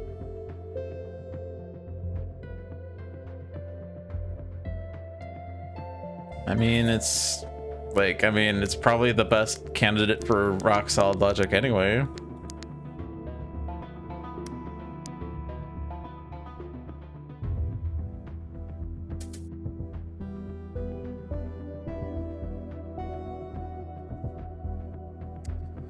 $54.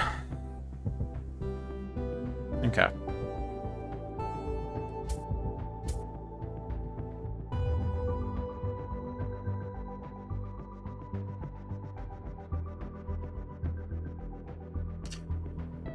Now we do kind of have to decide what we're gonna do. We can't confront, like, we have no diplomacies here, we have no fleets here, so we can do a confrontation by getting fleets doing this, which the fleets will take cards out of the deck, which will make reshuffles faster, but the problem is they have 3 colonies. We're at Federation level 3, so...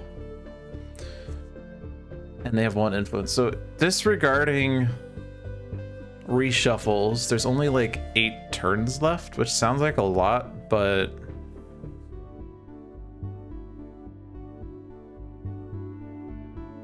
You know, once you do factor in reshuffles, it's not 8 turns, it's 5 turns, or 2 reshuffles, 2 turns. But I mean, like, I guess, like, the way to think is it's 5 turns.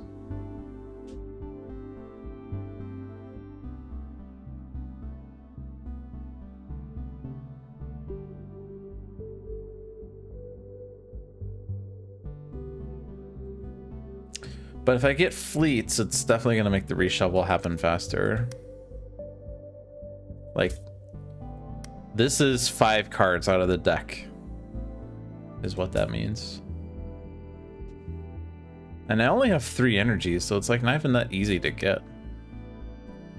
I guess I gotta do things like take a Zabfab mine to get energies.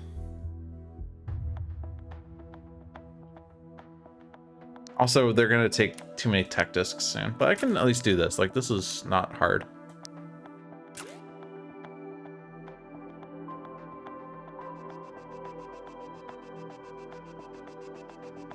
Can't do anything with Azazel Knight. Like, the influence I can't do with the current cards, so I would have to get rid of these and get things that can hoard. Like, I guess Azazel Knight can hoard influence. But like right now, assuming that like I go for 15 influence, what's the most that I can get? 3 here, 4 here, 7. 7 here is 14. 4 here is 18. So theoretically, you could get 15 with these. That's also going to take cards out of the deck. And there's this other problem that we have where like confronting is actually pretty hard with our setup. Like, we have to improve. Like, the only thing we've gotten in this game is Artisan and Ultra Tech. We've gotten no growth. So I think getting Zabfab Mine helps because it allows us to do blockades easier. We can't get a second Artisan or Ultra Tech, right? Is there a rule that says once you gain a tech once, you can't gain it a second time? I honestly don't know.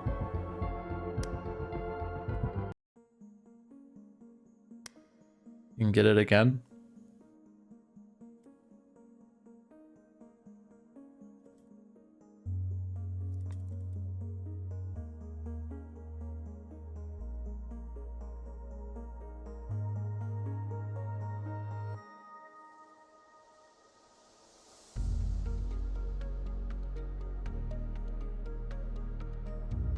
There's no limit to the number of colonies or techs you can acquire. That's all it says there. Okay, so The reason I just thought you couldn't is because in one deck dungeon's equivalent to techs are called skills, and there is a rule that says you can't claim a skill twice. You can get, in a 2-player game, each player can get the skill once each, but you can't duplicate skills. But you also are limited to the number of skills you can even have, so.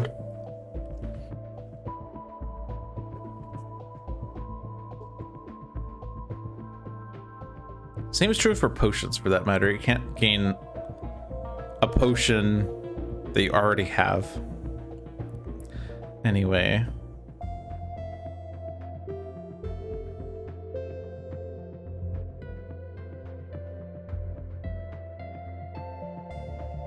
I guess we could get a lot of influence on Twenso if we got lucky with precise calculations. We have no fleets though, so we can't calibrate it.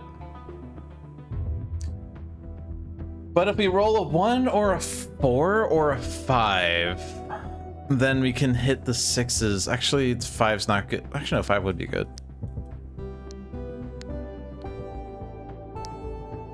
I guess we already have that 6. So really, we just... Oh, we could even roll a 2. Okay, then it's just like whatever. I guess if you roll a 6, you 6 is the bad one. You don't want a 6. I'm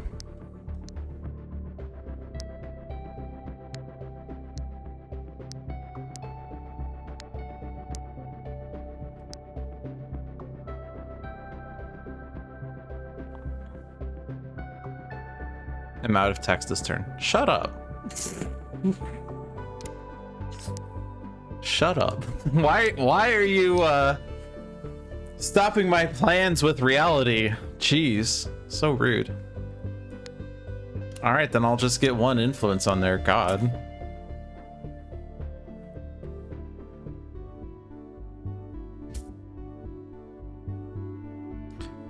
We will still have text next turn without having to pay for it, so...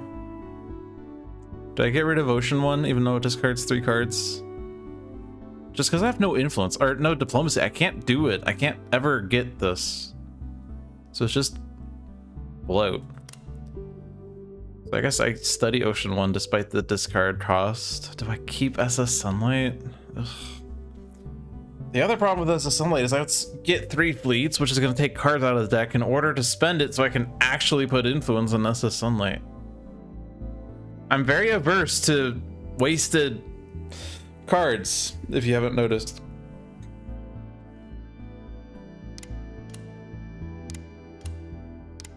I guess I'm gonna keep it. Study Ocean 1 and do a probe. That's what I got.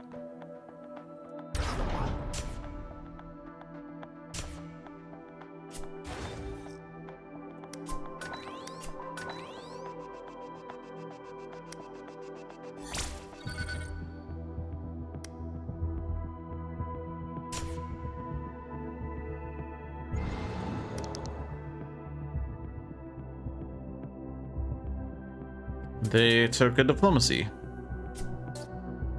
The unseen.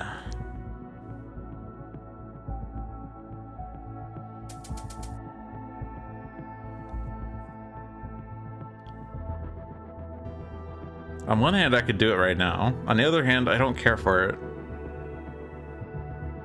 I don't need free fleets. Tech discs aren't doing anything.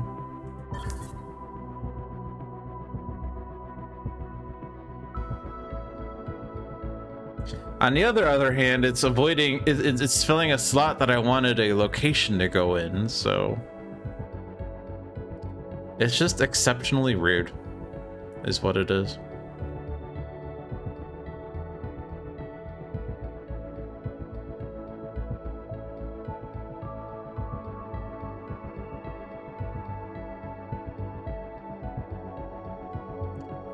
Let's see, so since this is taking a slot, 3 and 4 is 7 and 7 is 14. Yeah, so I can't get the 15 influence right now.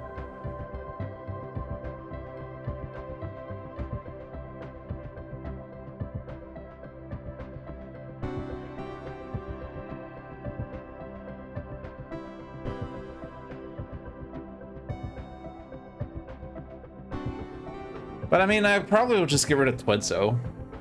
And then that gets replaced with something that hopefully hoards a lot of influence.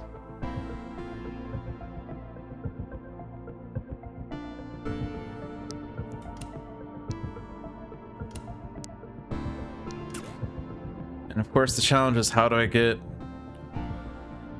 Diplomacy 6? Oh right, I have rock solid logic. Wow.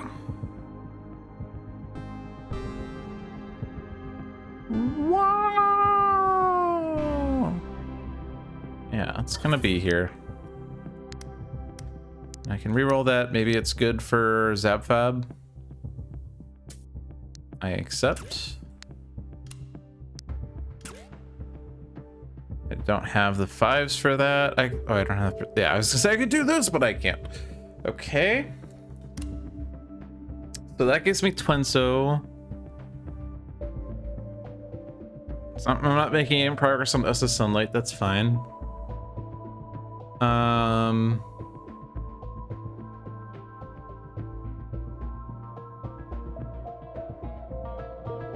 don't really want to study SS. I don't want to study SS. I gotta keep the high influence cards.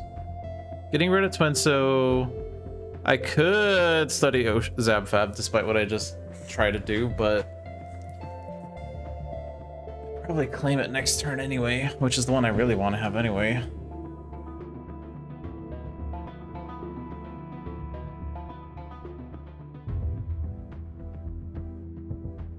We need more fleets for this anyway, so let's get these.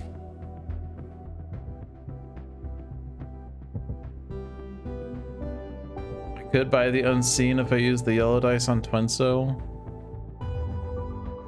I mean, yeah, I could just buy it. Like, guess that's viable.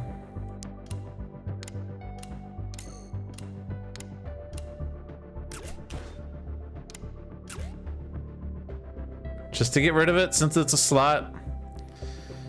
I don't really care for rapid deployment though, so I guess I'm taking tech discs even though you're eating my tech discs.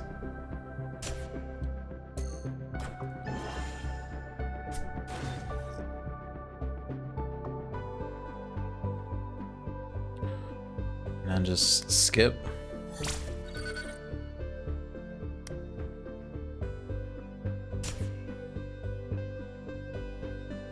Gain Shalonus. Oh good, more tech discs. Oh good, uplifters.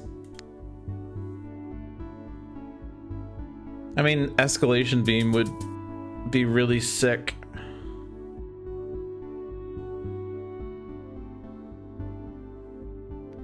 Why do I have 3 tech discs? Oh, because they didn't do this yet. Okay, so we still have techs this turn. Cool. In fact, I can use all my skills. But what I can't do is SS Sunlight or Uplifters.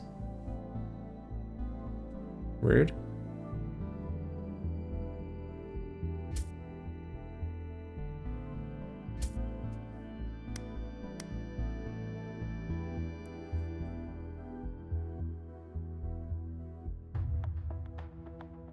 I've like made 0 progress. I can't do anything unless I claim things. Temptation is high to claim Twinso and or Zabfab Biden.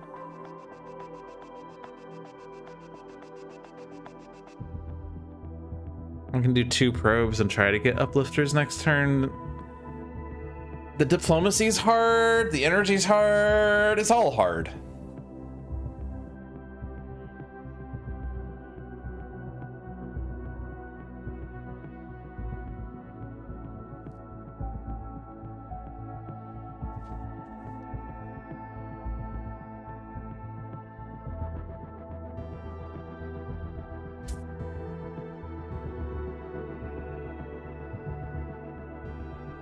I guess I could just spend this turn claiming these if I'm not able to make much meaningful progress on here.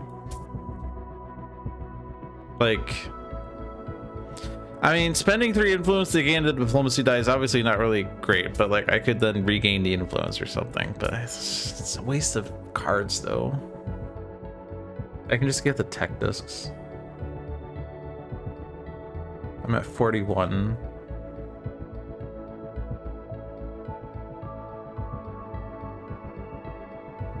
If I were to, this is what? This is increased by 3.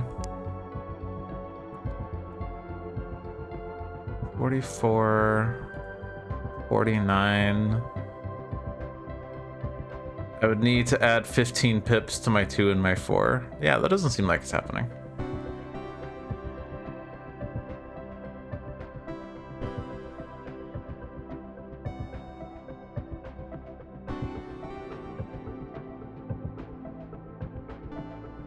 What I could do is get 8 fleets and maybe get this 24 next turn.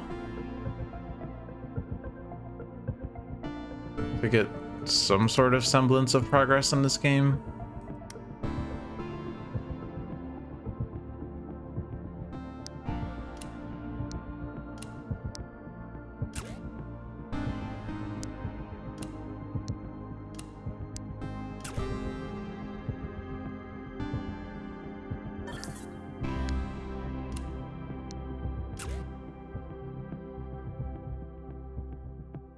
So that's 10 fleets and a probe.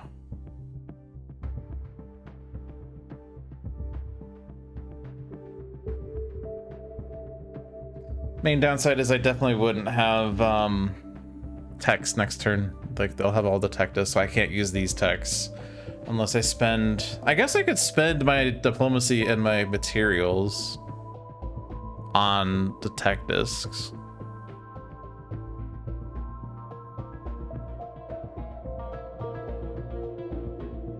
But then getting this 24 is just impossible with 3 energies, even with the Artisan and Ultra Tech. And maybe Rock Solid Logic giving me a boost.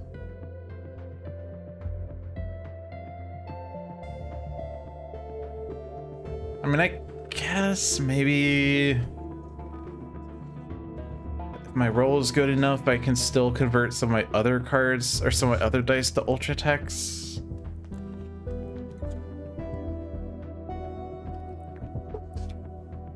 Man, this is a hard game. Any chance I could do Uplifters instead to get Escalation Beam? I mean, definitely if I do a probe, I get 9 signs, like no matter what that number is. I guess there's nothing stopping me from, I guess, like it'd be easier to have the text next turn for Uplifters. But if I want to confront,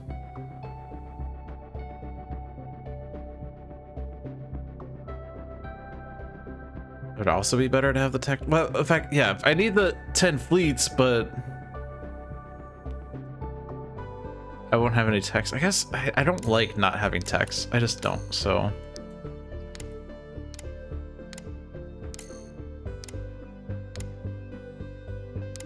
Go away, go away. Go away. Okay. Card dice are removed. I just need to put 20 pips in.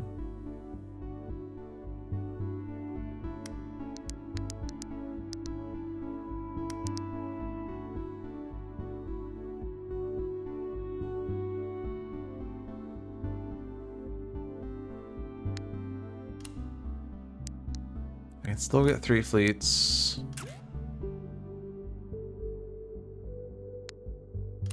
Yeah, I'm just gonna have 7 fleets, I guess.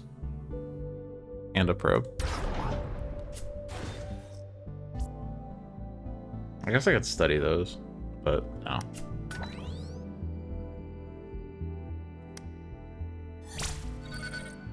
Okay.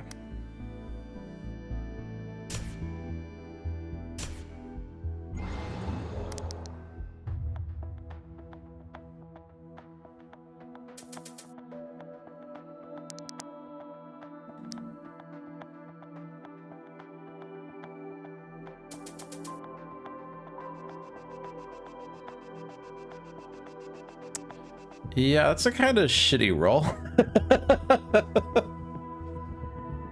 I mean, Uplifters is already hard anyway.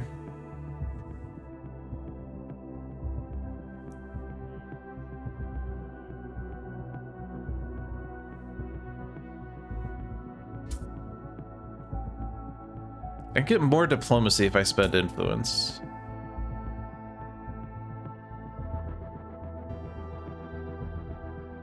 And we're very close to reshuffle, and look how thin this deck is.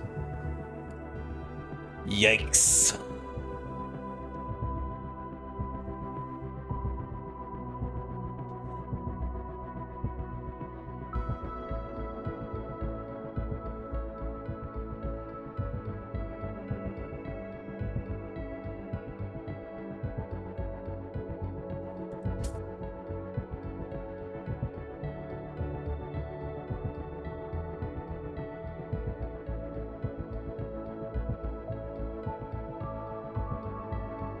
So I'm gonna get 2 diplomacies. I think what I'm gonna do, in order to get cards back in the deck, like I'm losing progress on the 15 influence, but I don't want this deck to be that thin. So let's take off of Twinso, and then let's study Zabfab at the end of the turn, because that will put these 2 cards back in the deck. Then we still have this. So we can do a calibrate to make that work.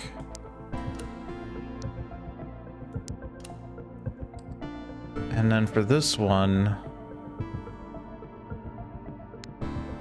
if I increase this increases by 3,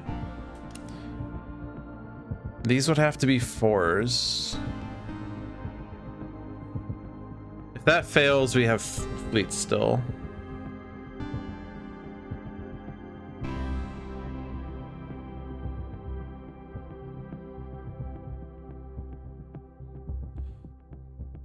They can never go to uplifters because dice with the value in storage can fill a small box. So these can never be precise calculated.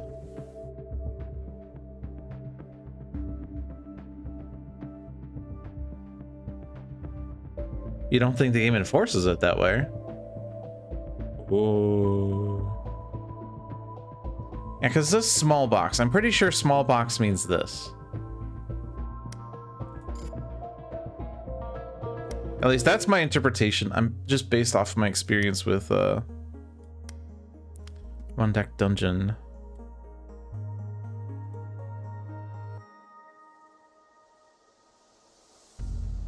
So where does it talk about things? Progress rows.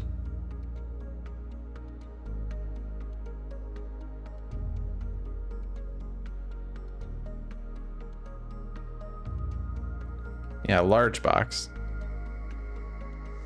It says large box there.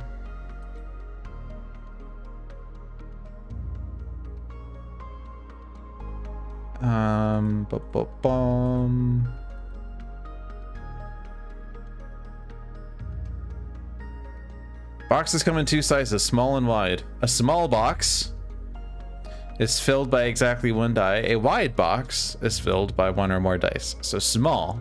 This is a small box. Per the rules. Can be used to fill a small box. You're gonna try to test it quickly. We do need to report it if it's a bug, is the thing. I'm just wondering, do I do it just to see if it's a bug? It's gonna lose me some actions if I do it. That's what you want to say. Oh wait, are you a playtester? Then you could just do it yourself. All right, excellent. So, excellent.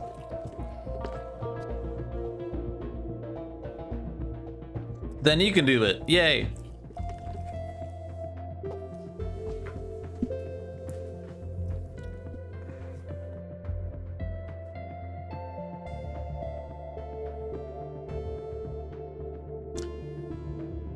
Anyway. Yeah, I think I do this because I can always use my fleets to course correct this roll.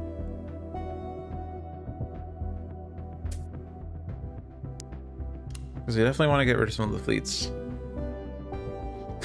Considering the weakness of mathematicians, to be more inclined to change the text than change the enforcement.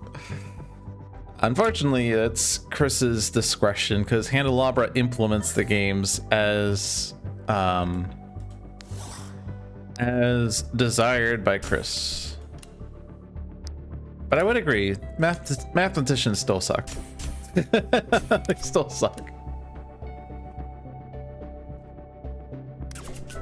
Okay, so that's uplifters. It's not a bug if it's documented. Yeah, well, it is a bug with contrast to the physical version, which technically mathematicians aren't matching the physical implementation anyway, but, you know. You can't just change the text and be like, yeah, this is exactly how the game is meant to be played.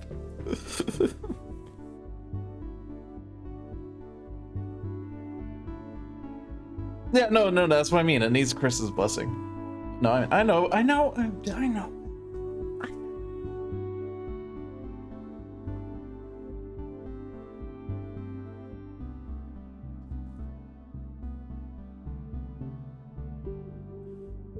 Okay. I just have these diplomacies left. What can I do with these?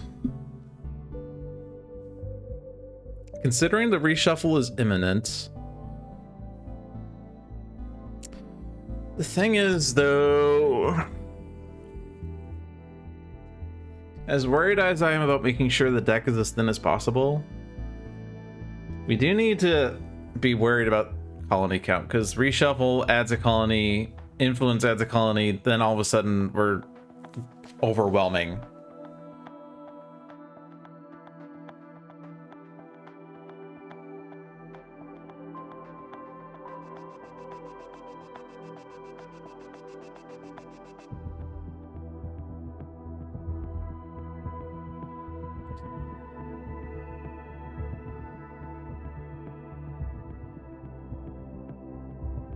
But surely escalation beam helps with the 66, right? Increase 3 dice by 3.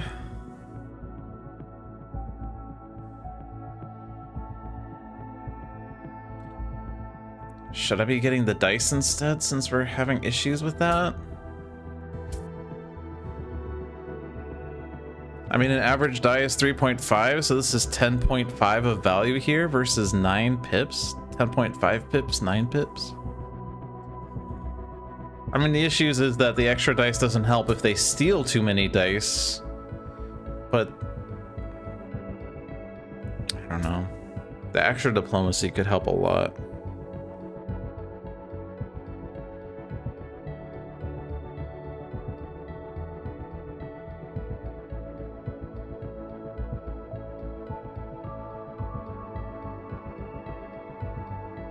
I said I was going to study Zapfab Mine, but I can actually just...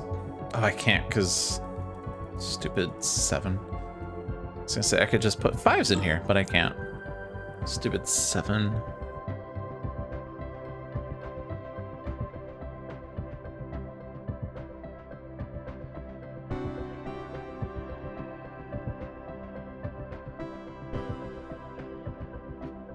I mean, I guess I could just leave Zapfab Mine out, despite how I wanted to get rid of it for the reshuffle, because it is 4 out of 15 influence.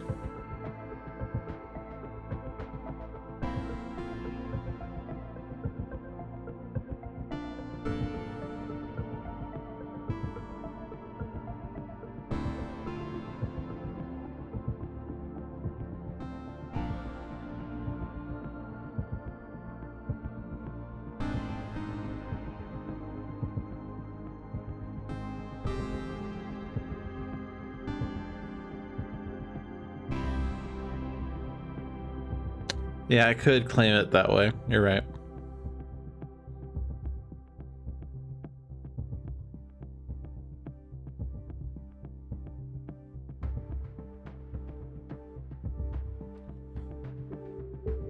I could work towards influence on SS Sunlight using precise calculations. I would have to high roll a 1, 2, or 5 off of it.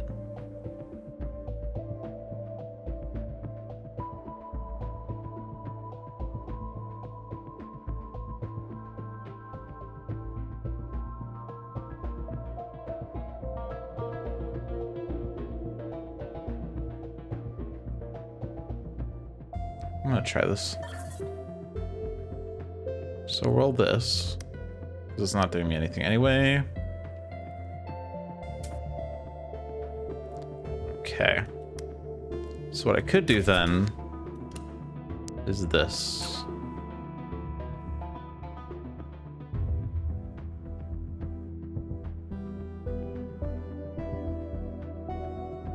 Okay, I think we gotta get the 15 influence at this point. I think, because like Uplifters helps with the 66. I just don't feel like we have enough pips no matter what. So I'm just gonna commit to the 15. We're gonna get the 15. I'm very confident we'll get the 15. Either that or we won't get the 15. I'm not sure which yet. I have 2 dice left over. I guess I could still study Twinso. Yeah, get rid of Twinso. Yeah, it's probably not bad. No, not that. The reshuffle is not going to be as thin as I would, or as thick as I would like it. I just think the dice are valuable right now.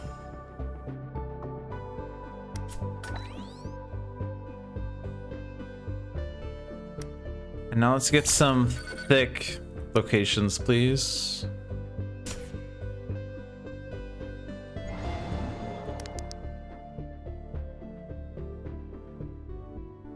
We do have 2 adversary discs, so we do have slightly more turns than I feel like. 6 influence and Terra Infirma.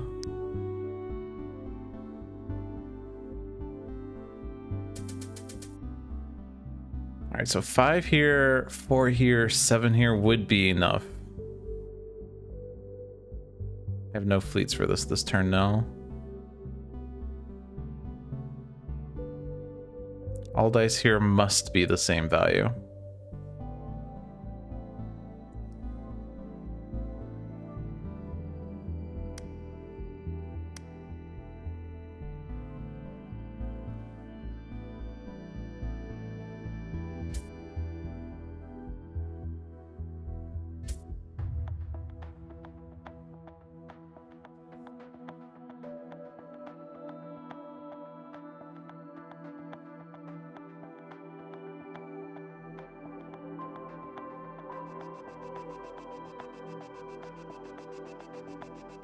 Could get 3 influence on here.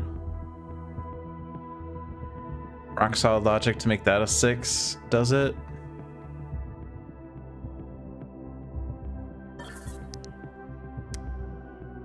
I'm pretty sure that's reasonable.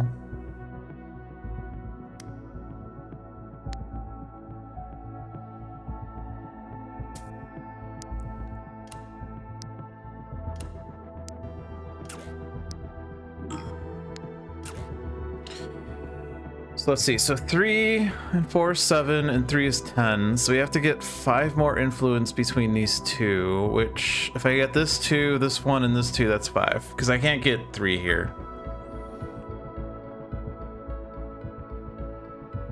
So that should be okay then. And it's viable as long as we definitely get 3 fleets. Confirmed that precise calculations allows placement of any colored die on a wine box. Hashtag not what's stated. Hashtag read the card. So they're not gonna take tech discs, so I don't have to worry about buying them this turn. I guess I could. We have 22. See, I'm using this to see how many pips I have. If I decide, but I need the fleet, so I can't actually do. Okay. Terra Infirma, I'm just gonna ignore you.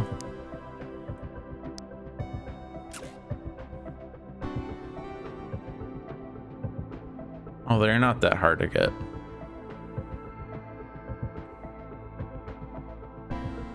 I have this. Can still get that?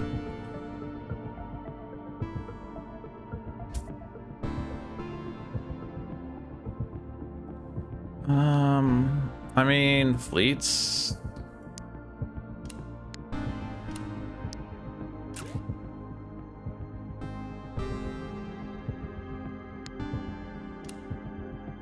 I think we just go down the fleet route again.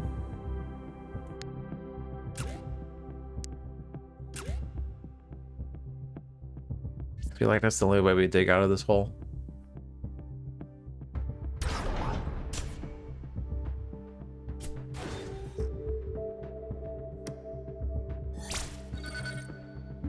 Okay, so that check there, bonus colony with one of each color. And then the bonus colony, 2 tech discs. Okay. I mean, can't take more tech discs than there are in the pool, you know.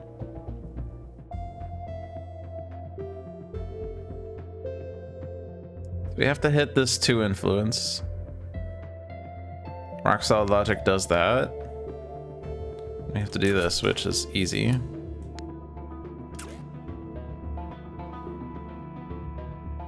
Also, we don't even need Rock Solid Logic. We could do this.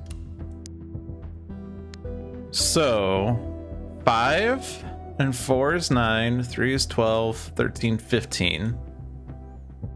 We will have this. Sick. So that's phase 1.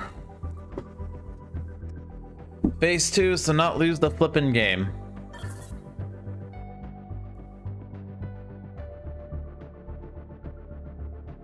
I don't even know, like, I want fleets, so just like focus on fleets and then decide what to do with Rock Solid Logic later.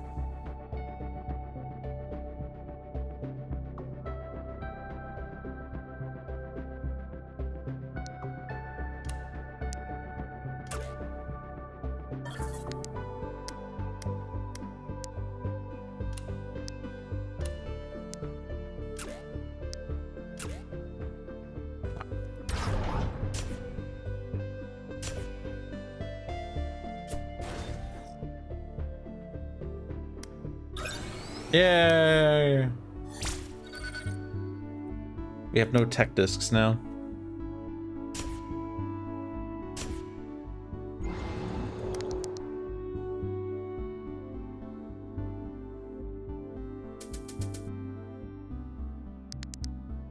Still a lot of dice.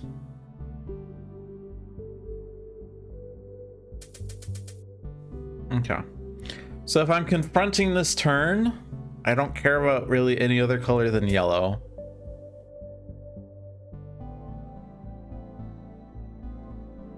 So I can spend these. Get that one.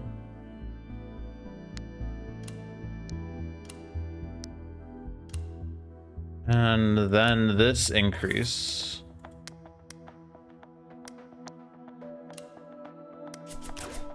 Okay.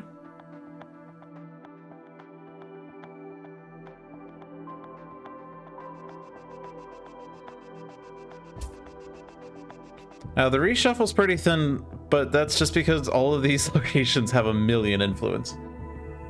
I could try to claim one of them somehow.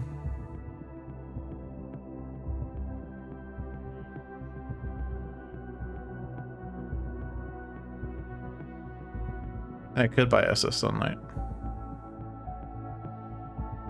I can get Zabfab.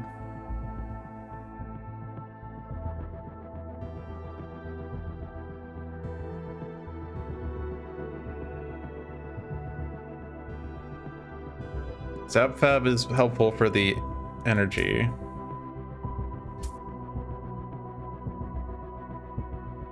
And I can just study these to get those cards back.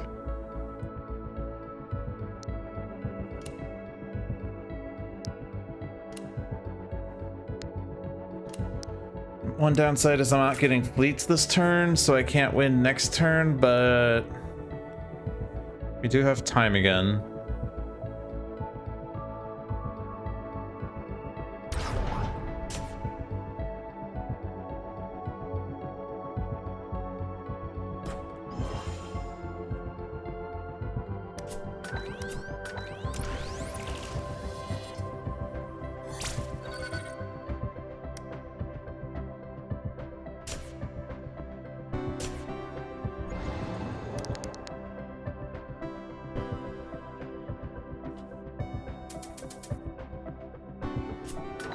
They're also rolling ultra text now. And they took one.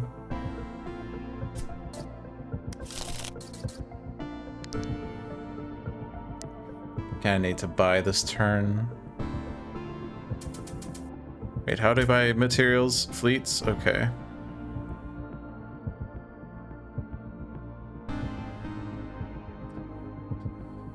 I mean... Oh, they also have all the tech discs again.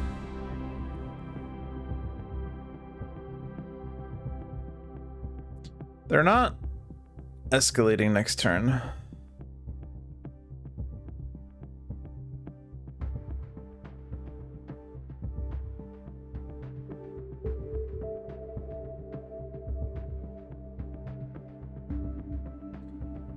Let's see, so if I were to...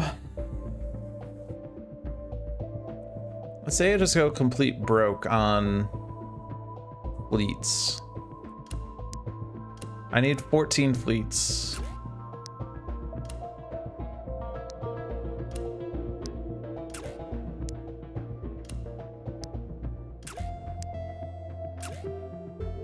Two, 6, 8, 9. That's 14 fleets.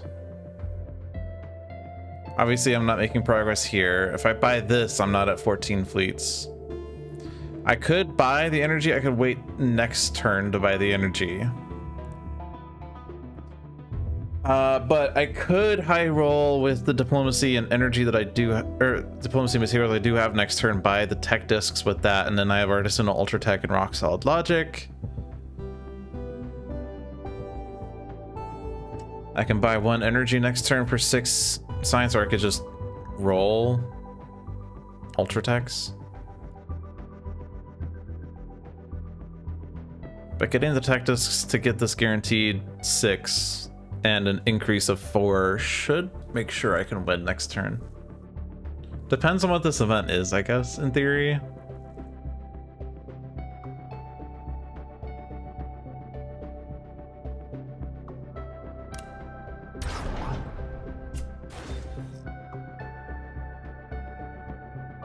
I don't want to upgrade.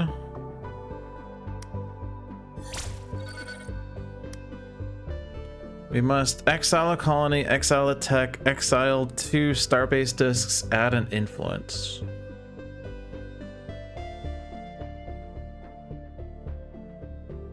It is a challenge. It's 2 starbase discs though. Wait. If I do that, then I can't confront because I don't have 2 starbase discs. I'll only have 1. If I exile a tech, I lose ultra tech. If I exile a colony, I mean, I could add an influence. I'll have 2 still. Oh, right, because... Okay, no, you're right, because I will only have 2 here. Right. Okay, so that's fine. I think...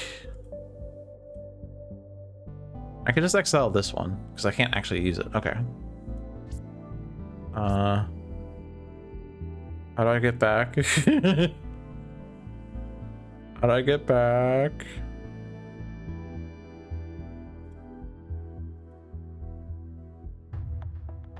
There's a minimize button, but there's no maximize button? You kidding me?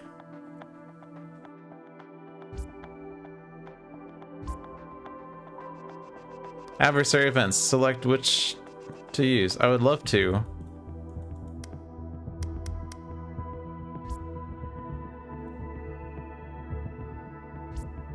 Normally the minimized window goes to the top. Okay, well. I'm going to report this.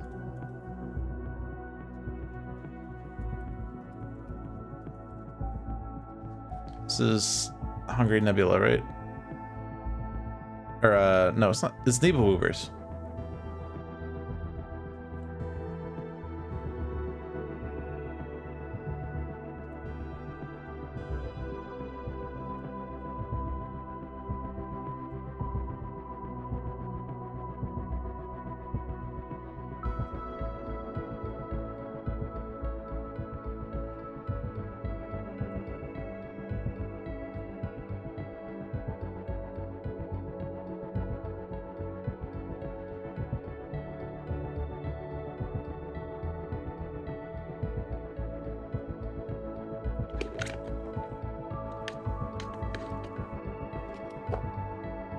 Okay.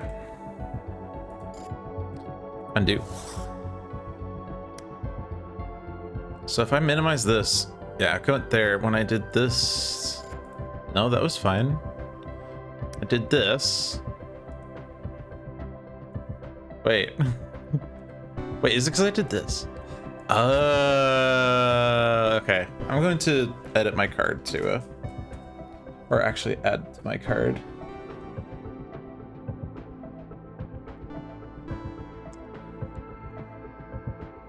Because what happens is when you expand between these two views, I got rid of the expand window.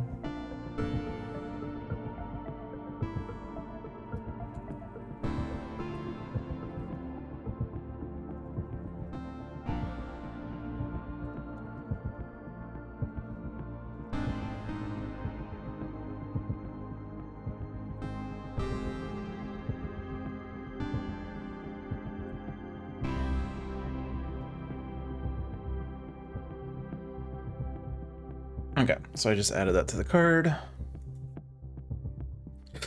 Okay. So undo fixes it, at least. So exile 2 tech disc, or starbase discs, exile the colony that's not actually doing anything.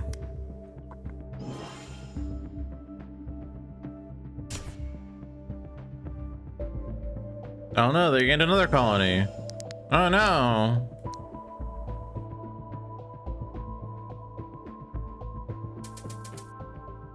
Okay. Can do this with the non-yellow dice.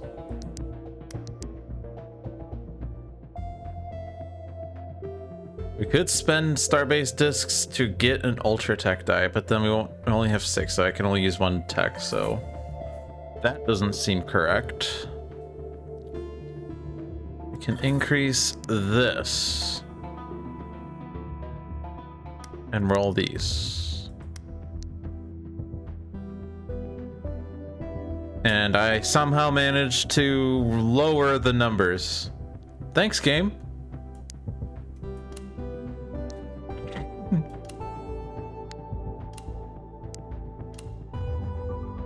Okay, so this is hard. But we can still high roll. Oh, we have... Wait. It's better to just roll 4 ultra techs, right?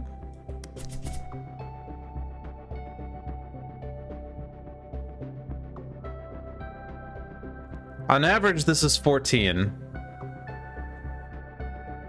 So if I miss this entirely, then I will never play this game ever again because clearly it's out to get me. Okay, we won. And what a well-deserved win that was.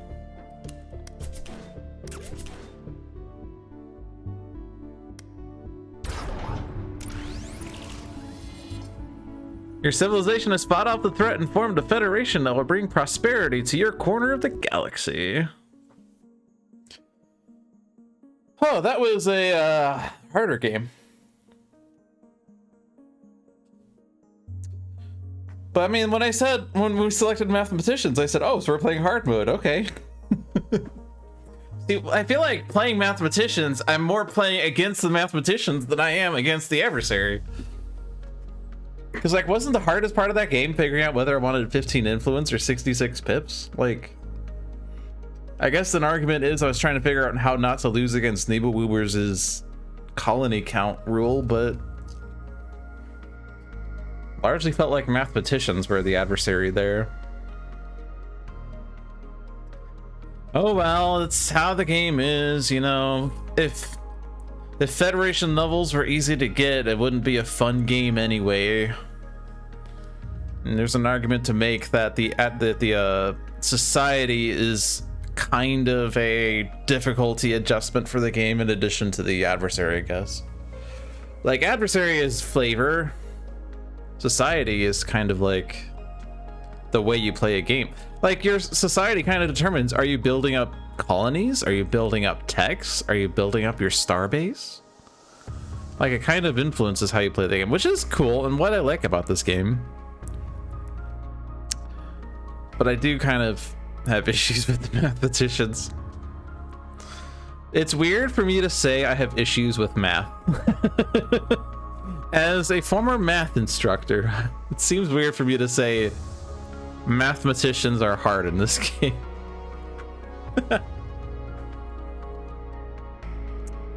But in any case, I won, so go me. Now, I didn't play the harder mode. Pretty sure if I did hard Neebelwoobers, I would have lost today. So there's an argument to be made.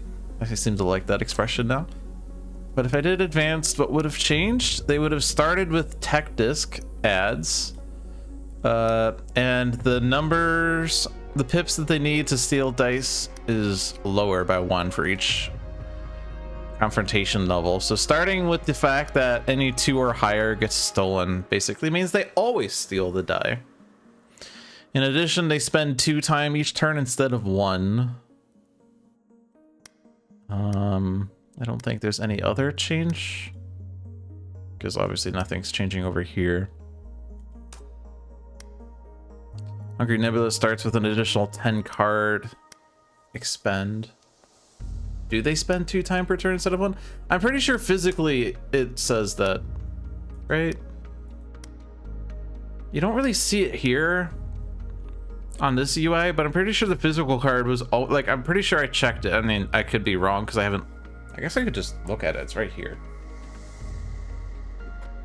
Wait, is this my unsealed second copy? Hold on. Hold on. The physical game. Okay.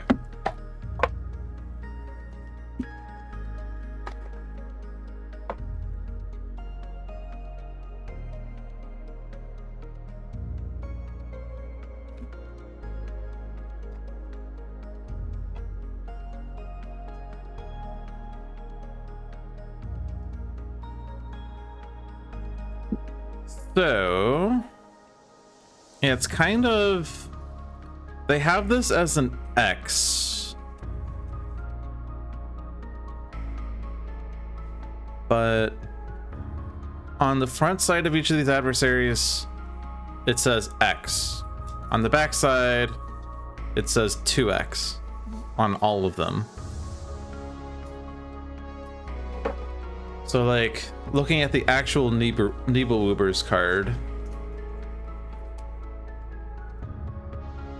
So, they don't show the X here. They don't show the plus influence here. But they obviously gain an influence, like, every turn. Like, every adversary gains an influence, with the exception of the Preservation Authority that gains a science card? No. Wait. Darkstar Syndicate gains a science card. But it says it right there. So why are you saying it there? The Preservation Authority... What do they do again? They're the only one that's not digital yet, but I forget what the... They do something with elements.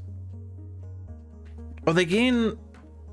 Like, it's gained as a colony, sort of. But you're looking at the... Not the element, but the material resource. They gain it as a resource, and they do things based on the resource.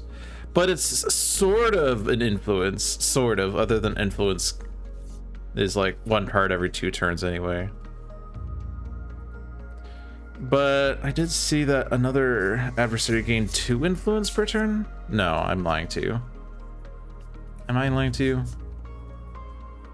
I don't know what reality is anymore. No. Yeah, so it's not shown here, but every adversary spends 1 time on the front side, spends 2 time on the flip side, unless that's a change that they made for the digital game / a retcon / a rule update. That is just always 1 time. I could definitely see that be a thing, but... Action phase, discover phase, adversary. 1 or 2 cards. Yeah, that's helpful. Yeah, well, according to the physical rules, it's I mean, technically it depends on the adversary, but in practice, it's always 1 time for standard, 2 time for hard.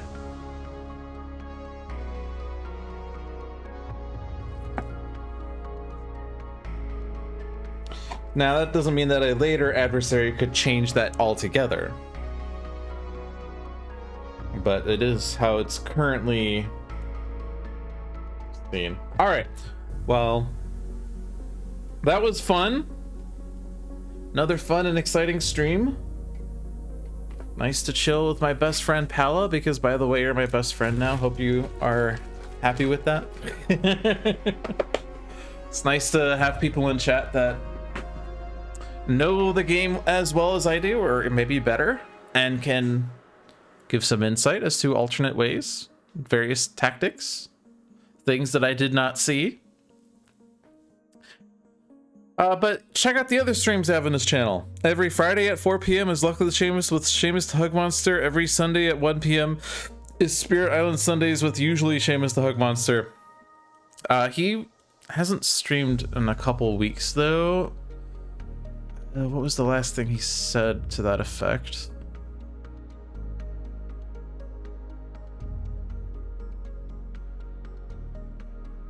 Actually been a while, but he said that he's mostly over his illness, but he'll be putting streams on hiatus until the new year. But unless he did stream and I missed it, I guess I could see.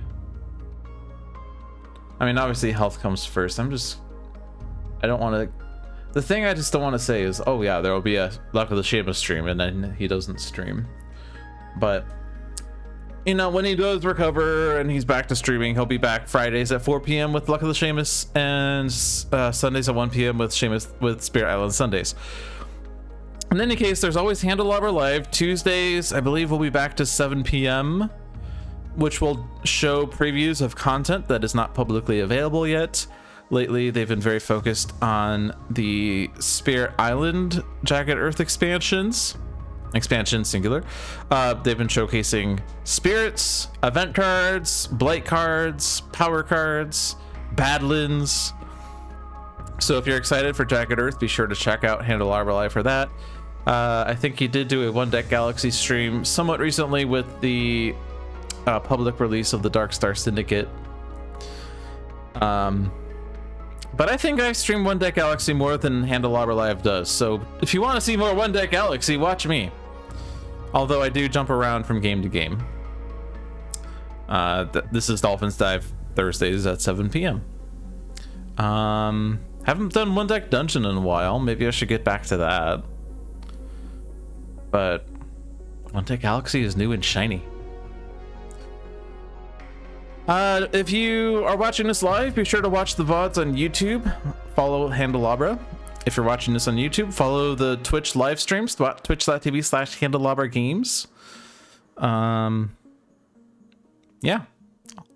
All the content goes in both areas. But that is it for this week. Thanks for watching, everyone. Have a good night.